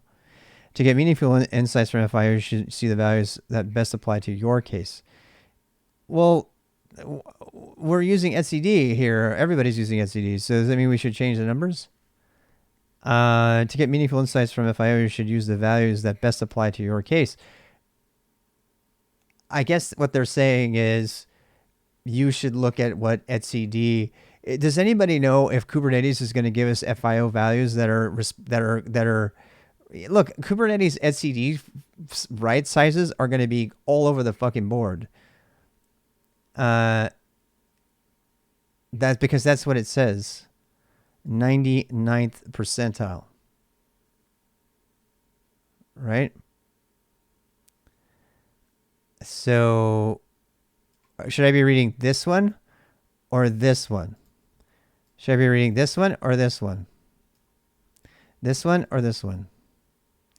The thing I think starts to be crazy here is that they could have just added a paragraph that says, now look at the number and column here and notice that it is this number and that number is less than whatever. That's all they had to add here, and it would have cleared up an hour of confusion. because I can't make sense of this. You're reading the value 99th, not 9900. I know, I saw that already. So, all right. So check the 99th percentile of F data sync durations. This is actually good news. I hope this is true, what you're saying.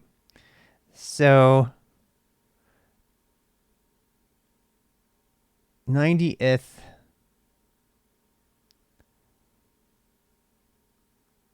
Okay. 99.00 is what I'm interested in. All right, well then we're like really under it. We're 2.1, right? Well, I still don't know how that translates into IOPS. I still don't know that. This is nice and all, but this if somebody asked me what my IOPS is, if somebody like okay, if my manager or somebody said, "Hey, go figure out what our average IOPS is on our system," I can't do it right now, and I want to be able to do it. I can say what I think etcd does with, and so let's keep going with this. I'm over my poem, but I don't give a shit because I like that that's true, but I want to prove it. I want to prove it by showing the calculation for IOPS using writes, right? And then if they say, so first of all, I mean, okay, so this documentation for Kubernetes for etcd is insufficient. Let's just agree on that. It actually says, it says, oh, hey, make sure you have, 50 IOPS for writes, but it doesn't say writes. It just says IOPS. And so we've had to make the jump and say, hey, it's about writes. And then we have to figure out a way to test writes. And by the way, that other tool that they suggested doesn't do shit with regard to writes versus reads. So FIO is the only tool for this.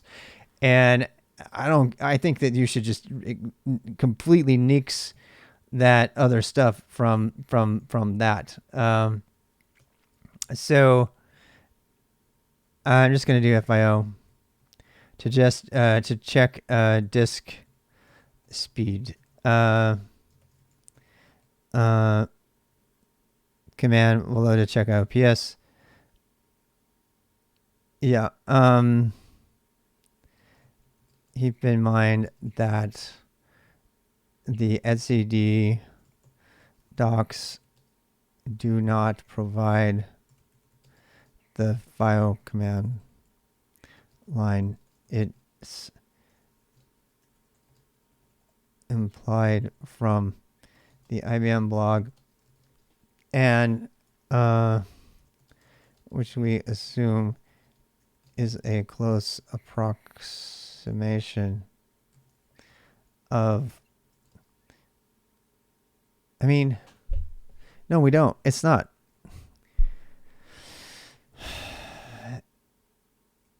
Now, here's the problem, okay? So the etcd stuff in here does not have anything to do with Kubernetes.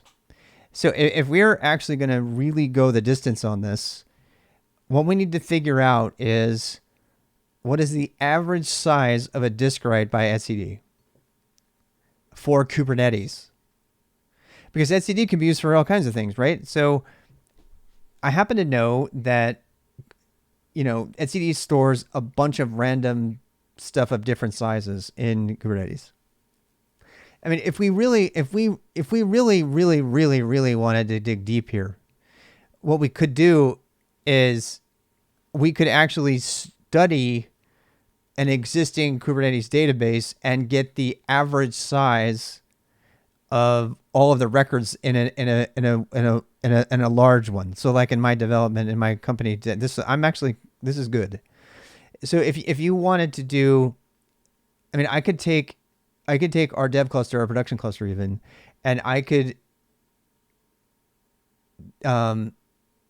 query. Actually, we could take a backup. You know what we could do? God, there's some cool stuff here. So we could actually take a backup, which we already have because we do our backups, right?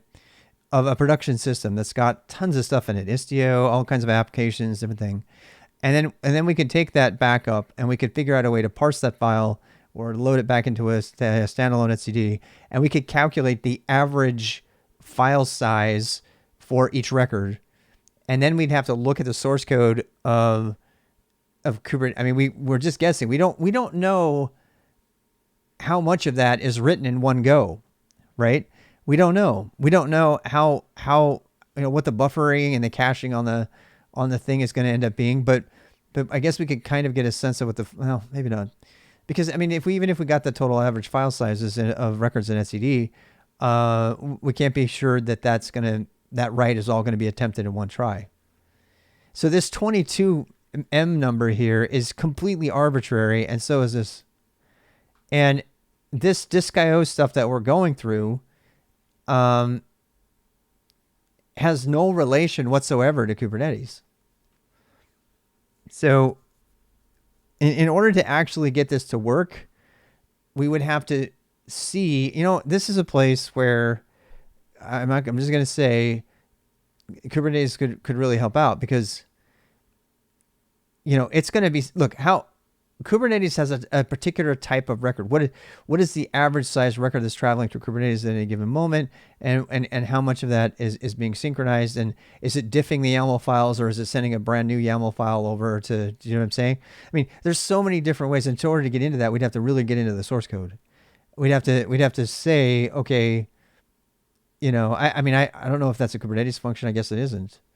I assume it is. I you know what? That's worth going into the source code for, because if Kubernetes is, because Kubernetes writes and updates these YAML files. That's what it does. YAML, all this data in these key value pairs. It takes the YAML, parses the YAML, and then that becomes key value store pairs inside of etcd, which I've never seen. So we need to dump etcd. That's another thing too. We need to run etcd inside of Kubernetes and dump it so we can look at the records in it, because debugging etcd is like a real important task.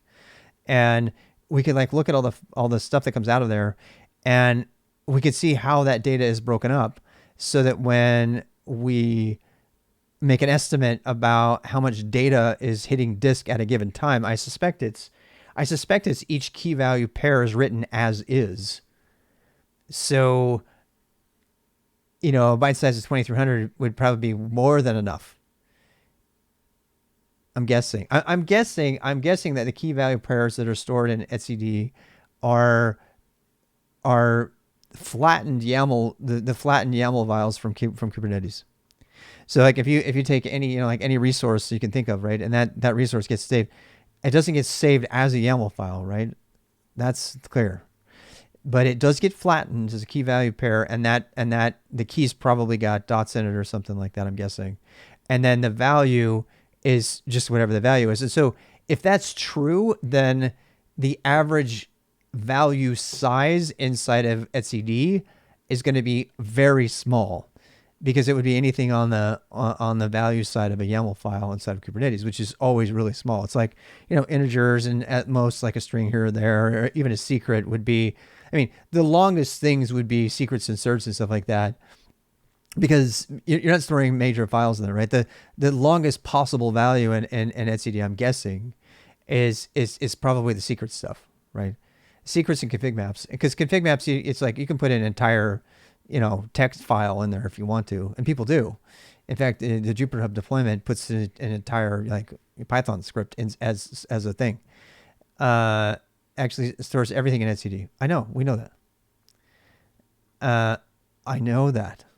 What we're trying to determine is whether it breaks up the stuff that's stored in etcd as individual key value pairs, or if it just stores the entire YAML file. I think it actually breaks it up. The reason I want to find this out is because if the thing that is storing, it makes sense that would be true, because you only want to look up the single value. Because if it's doing it, then the file size of the value, that's the thing that's getting written to disk, right? That is not going to be that big. It's only going to be as big as the maximum size of a value in Kubernetes. And so far, it depends on the controllers you have installed or whatever, but the maximum size of a value for any key value pair inside of a YAML thing for any resource in Kubernetes is probably going to be about the size of a private cert, or a text file stored in a config map or something like that. So it's going to be very unusual to have more than the size of a cert, which I don't know what that is. Maybe, maybe 2,300 bytes, and so I would think that this would then be relevant. And then, so once we know what the average size of a value is that's going to be written to disk, and it's going to fseek around to write that thing, then we can tune FIO to simulate the maximum size, but probably better to do even smaller than that. So I actually think these numbers are generous, to tell you the truth. I think these numbers are generous for what Kubernetes does. I just don't think that we're going to be writing that much data into etcd. I don't think that. I think it's if that's what this is, I don't know, right? So, and that's kind of an important part in this estimation, because if we take the maximum possible value file size, then we can hopefully reliably guess that that's what's going to be written every time, and then we can do our estimates using FIO better once we figure out how to get IOPS.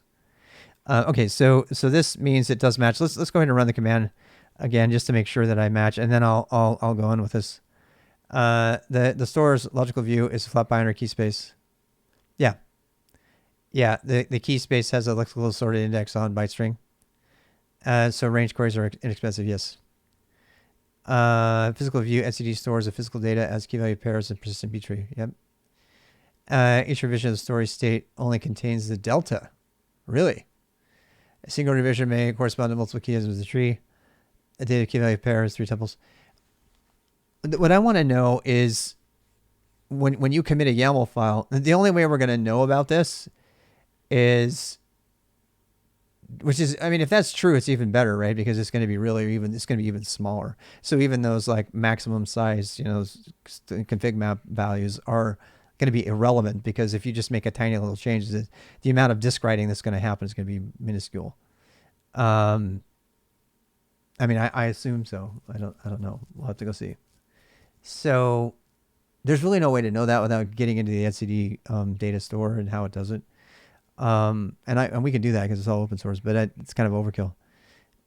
And we just need to know if what the average write size is from etcd. And my suspicion is that it's quite a bit less than even this estimate that we're looking at.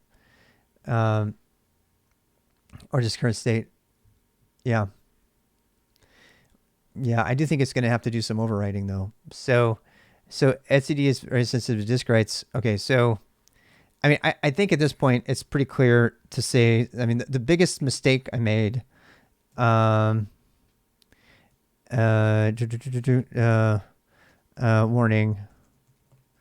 make sure to look at the 90.00 percentile and not higher. So I made a mistake there. The first mistake I made was reading the less than wrong and doing it backwards. The second mistake I made was looking at the 99th percentile. And people can yell at me for wasting time this last 2.5 hours to realize that my disks are fast enough. But I think it's been very useful. In fact, I'm kind of looking forward to digging into the guts of etcd more.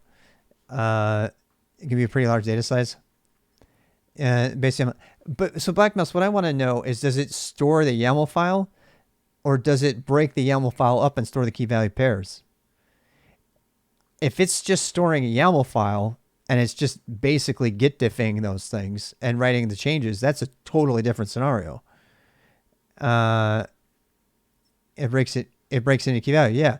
So if it's breaking into key value, then if those key values haven't changed, then only the key values that have changed will get written, and even those will get delta. So the amount of disk write size is going to be very low, like really low.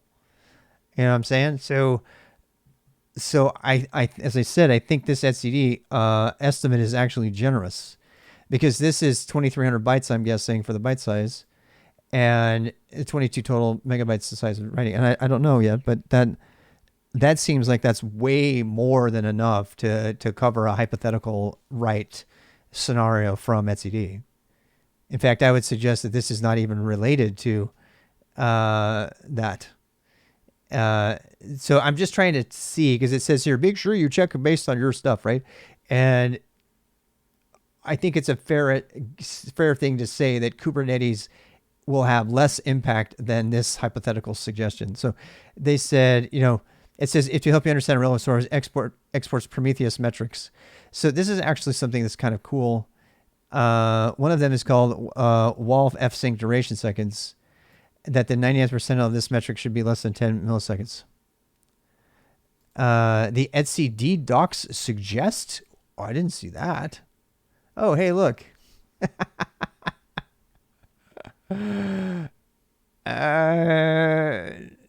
This is the problem with the internet.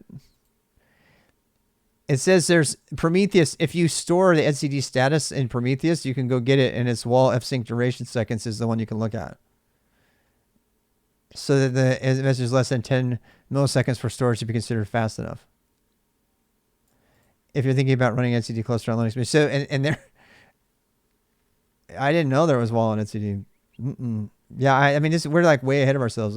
I thought Prometheus and that kind of thing is something you would. I'm going to implement Prometheus in Kubernetes, right? A deep dive into etcd. Now it's kind of interesting as well. The thing that's crazy about this is, oh shit, oh, I have a half an hour. Okay, I have a meeting coming up soon. So the thing that's interesting about this is that they're suggesting you use Prometheus to look at the metrics for etcd. But you have to install etcd before you can install Kubernetes, so you can install Prometheus, so you can then install Grafana or whatever, and then grab all of your stats so you can see whether your etcd is fast enough to run etcd. The typical IT conundrum. It's a typical IT conundrum right there. Because in this world, their Prometheus doesn't run inside Kubernetes. Yeah, I know. So... so and then they go on to explain FIO, which is what we've been using. So if you're thinking about running an etcd cluster on Linux machine, and you need to assess whether your storage is fast enough, one option is FIO, a popular IO tester. To do this, you can run the following command with test data as a directory. And we did this already. All I need to do is look at the output and check in the 99th percentile for the ratio. In the 99th percentile.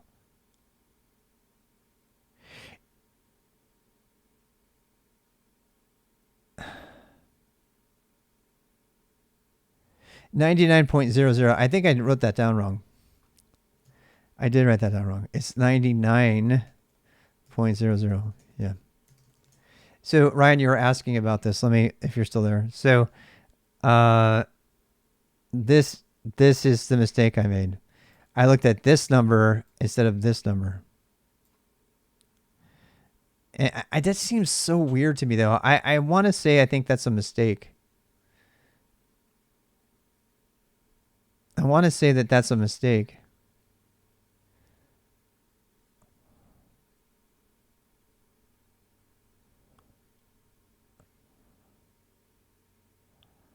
Yeah, but I feel like that's a mistake, though. Okay, let me interpret these stats. So these are saying that of all the writes that they did,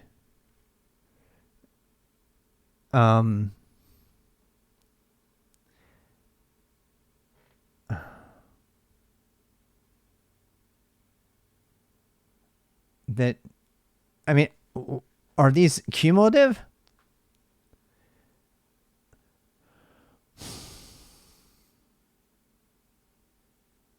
Yeah, I did. I fixed it. Thank you.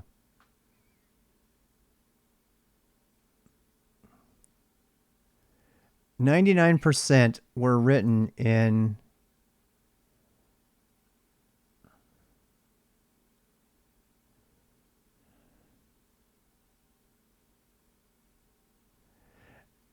Oh, so look at the numbers are getting higher. Okay, I get it now. I get it now. This would be great if you could visualize this. Yeah, I see it now. You see how they're always higher? Okay, so that's what's up. That's why this number is so big. Because it's like this number encapsulates every single thing that got written. Right? That's why it's so big. Because it also has to account for the stuff that was really freaking slow. Right? And so the 99.00 percentile allows us to throw out, these are the outliers. And so everything that constitutes these things gets thrown out. And that's why the number's so low. Okay. And that's sort of the equivalent of calculating the average without the standard deviation and all that stuff. So I get it now. Yeah. That's actually good news. That's really good. And that makes so much more sense. That's why this one's slightly lower and this one's slightly lower than that and slightly lower, right? So that's like saying, okay, 99% of them. I mean, we had some, slow ones out there. We're going to throw these away. We're going to throw these away. We don't care. 99% of our writes were 2.3, 2.4 milliseconds, which is well under 10, which means my disks are fine, which means I don't have to stress and I can use it. And I assume so because Raspberry Pi would do it too. So that's interesting. That's interesting. It's also a completely not busy machine. Just for fun though, now that we're like wrapping up here, and I do think we need to wrap up because I do have a meeting coming up. Let's compare my Mini to my Trident, and let's see which one had the faster disk. So we have to convert microseconds in the case of the Trident because that's all I was able to record. But here's the Mini. The Mini actually, for some reason, the FIO on this one calculated the milliseconds if we go under fdata sync. Right, so here we go. Fsync, fdata sync, sync file range. And we go to the 99th percentile. We have 67 milliseconds. So that's way over 10. Yeah, in fact, is this right? If this is right, then there's no way I can use the Mini. I was looking at the Trident data. Yeah, this is a big deal. I'm guessing this is a 5400 disk. I'll bet you anything. These minis. Okay. All right. This is fantastic. Okay. I got to double check what I'm concluding here. So first of all, this says MSec, which I assume is millisecond, which is the exact thing that we're trying to measure, right?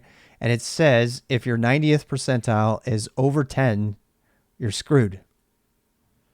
And that's 67. In fact, not even 1% of the disk writes on my Mini were under 10.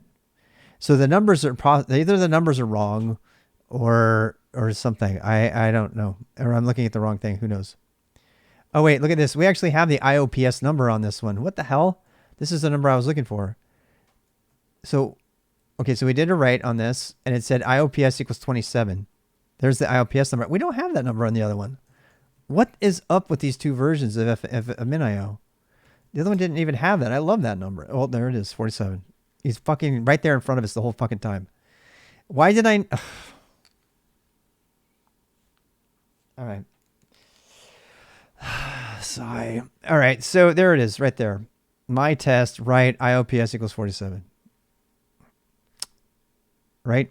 And then if we compare that to the official documentation, which says, as it is very discreet, so typically, to be fair, FIO gives you a lot more data in a small space. That's true.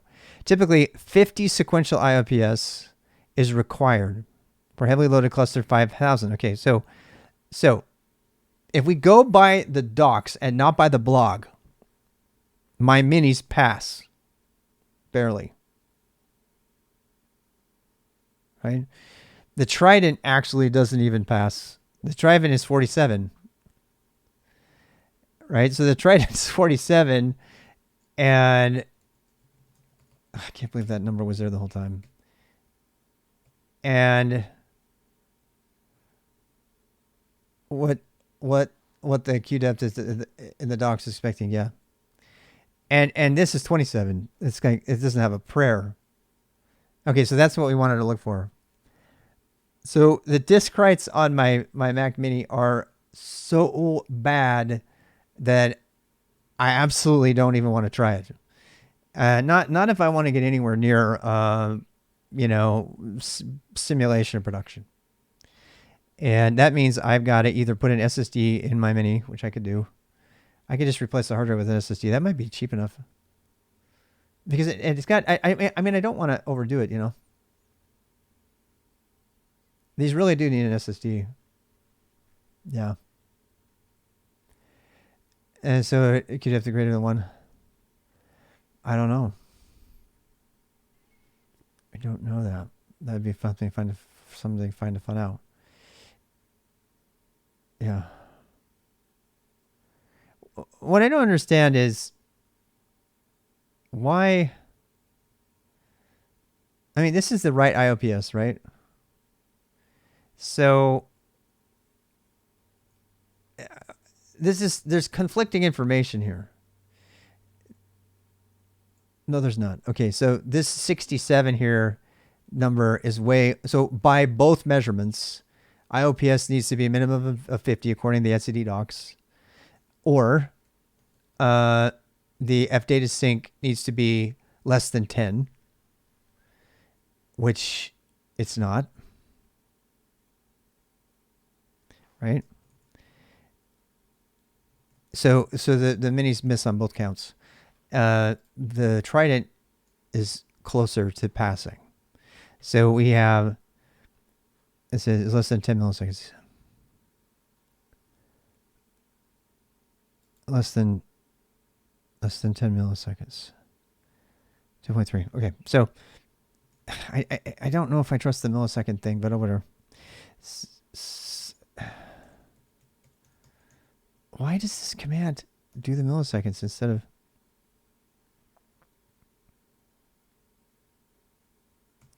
Did I put something in my command that made it do milliseconds? You know what I'm gonna do? I'm gonna do the mini again before my meeting. What time is it? I'm gonna do this one again. So yeah, I need to make, I need to get that simply faster. I think some of my other, I could just put SSD in the mini. Yeah, that's what I'm thinking of doing. It'd probably be cheaper. I don't know. We're gonna figure it out. If the Tridents are close enough, I might actually just put it on the Trident because there's already stuff on there, you know. Moral of the story: if you're gonna do etcd or anything like this, you should really have SSD on there, because disk is really just glorified swap. It's not, you know, glorified memory, but it really is, and on these systems. So yeah, I mean, you could. I know I can make it work. I just, you know, want it to be a little bit better. So let's do that. So file. Let's do that command from the other one. Where is it? Is it on page 5? Damn it.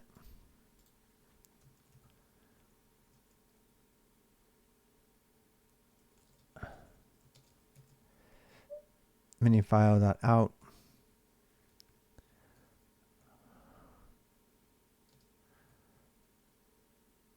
I mean,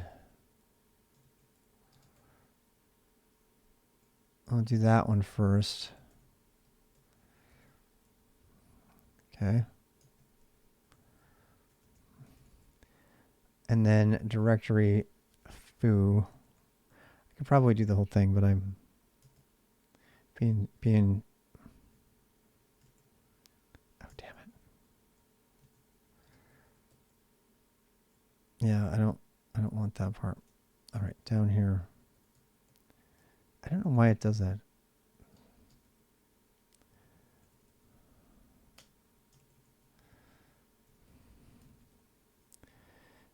Rename foo. Yeah. Touch. Wait.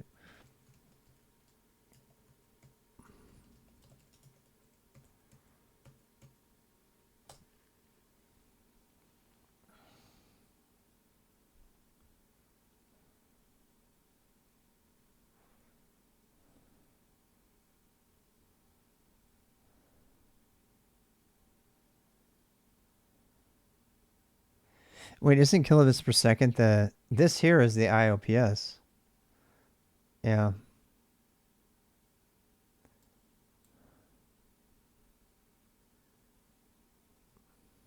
Yeah, that's not good at all. Yeah.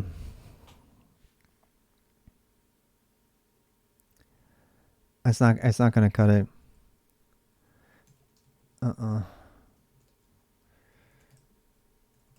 Let's go do the Trident again.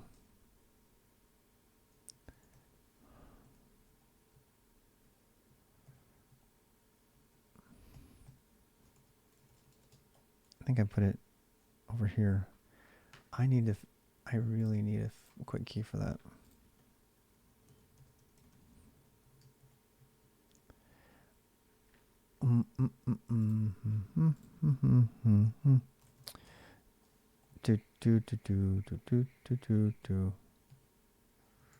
Nope. I mean, let's do the exact same command, shall we?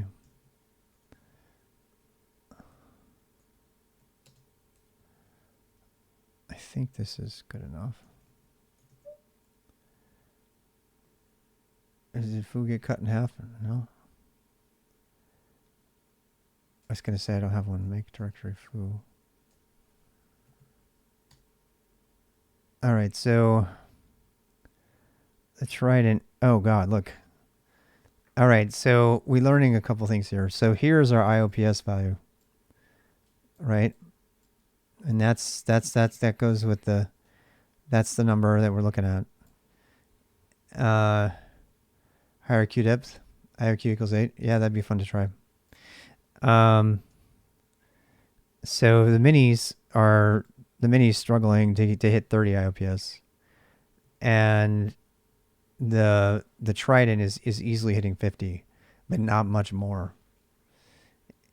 It's not much more than 50, which according to the documentation, I mean, this is kind of the conclusion here. According to the official documents, not the blog from IBM that's linking to stuff that doesn't exist anymore, the etcd docs say typically 50 sequential IOPS is required. 720 RPM disk. This would suggest that even with an SSD, yeah, this would suggest to me that that just like top, this would suggest to me that the Tridents are using 720 RPM hard disks, which I can verify, and that the minis are using 5400, and they're nowhere near fast enough. So even though they're faster than a Raspberry Pi, they're not production grade, right?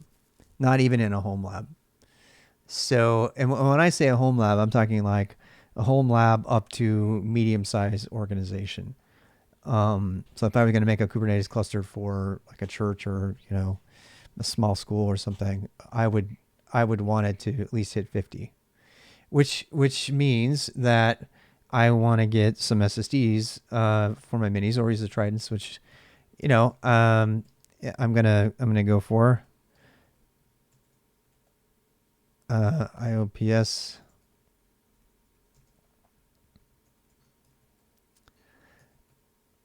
Contend with local seek time. With cache exhaustion, cache tiers at page 11. So you're saying that if I get an SSD, there's no guarantee it's gonna be faster, right? I see what you're saying there. Yeah. And that's a big deal, honestly. So here we go. This guy is struggling to hit 30 IOPS. etcd path has RAMFS. Just back up the thing more frequently. Huh. Well, no, because it needs all 4 gig RAM. So I would do that if I didn't have to, guarantee that amount to the thing, right? 30 IOPS.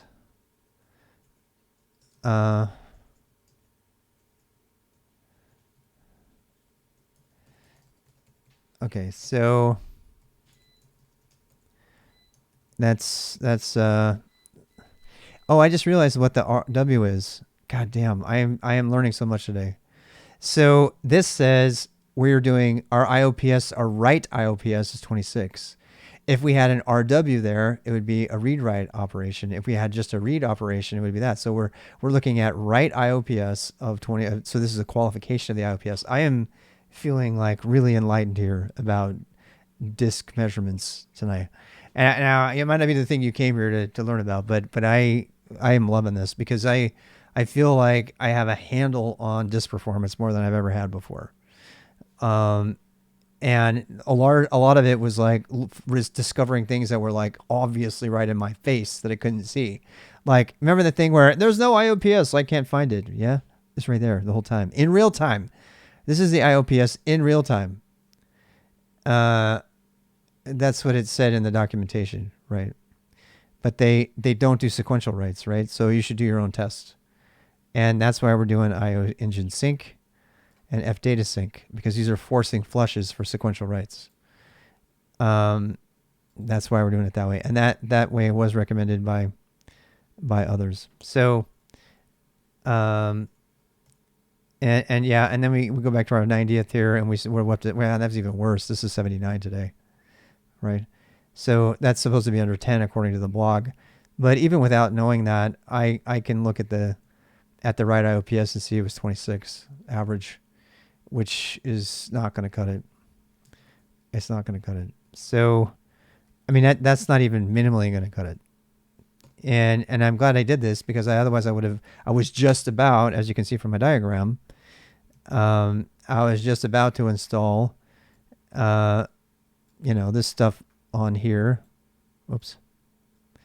I was just about to install onto my Mac Minis and then migrate over to Tridents as a migration experience. But this is such a waste of time. I might as well just get the Tridents online, make those be my control planes, because they also have to run Core DNS and a bunch of other stuff. And they also have terabyte hard drives. So, if etcd gets big or whatever. So this is going to change a few things. This might actually mean that I don't actually run SFFS right now. Yeah. Either that, or I might have to reallocate my disk on my Mac, on my minis. What is this? This is excalibra.com. Yeah, people have been using this for a while. This is the diagram I was just drawing today. So yeah. I'm late for my meeting. I gotta go. Bye, YouTube.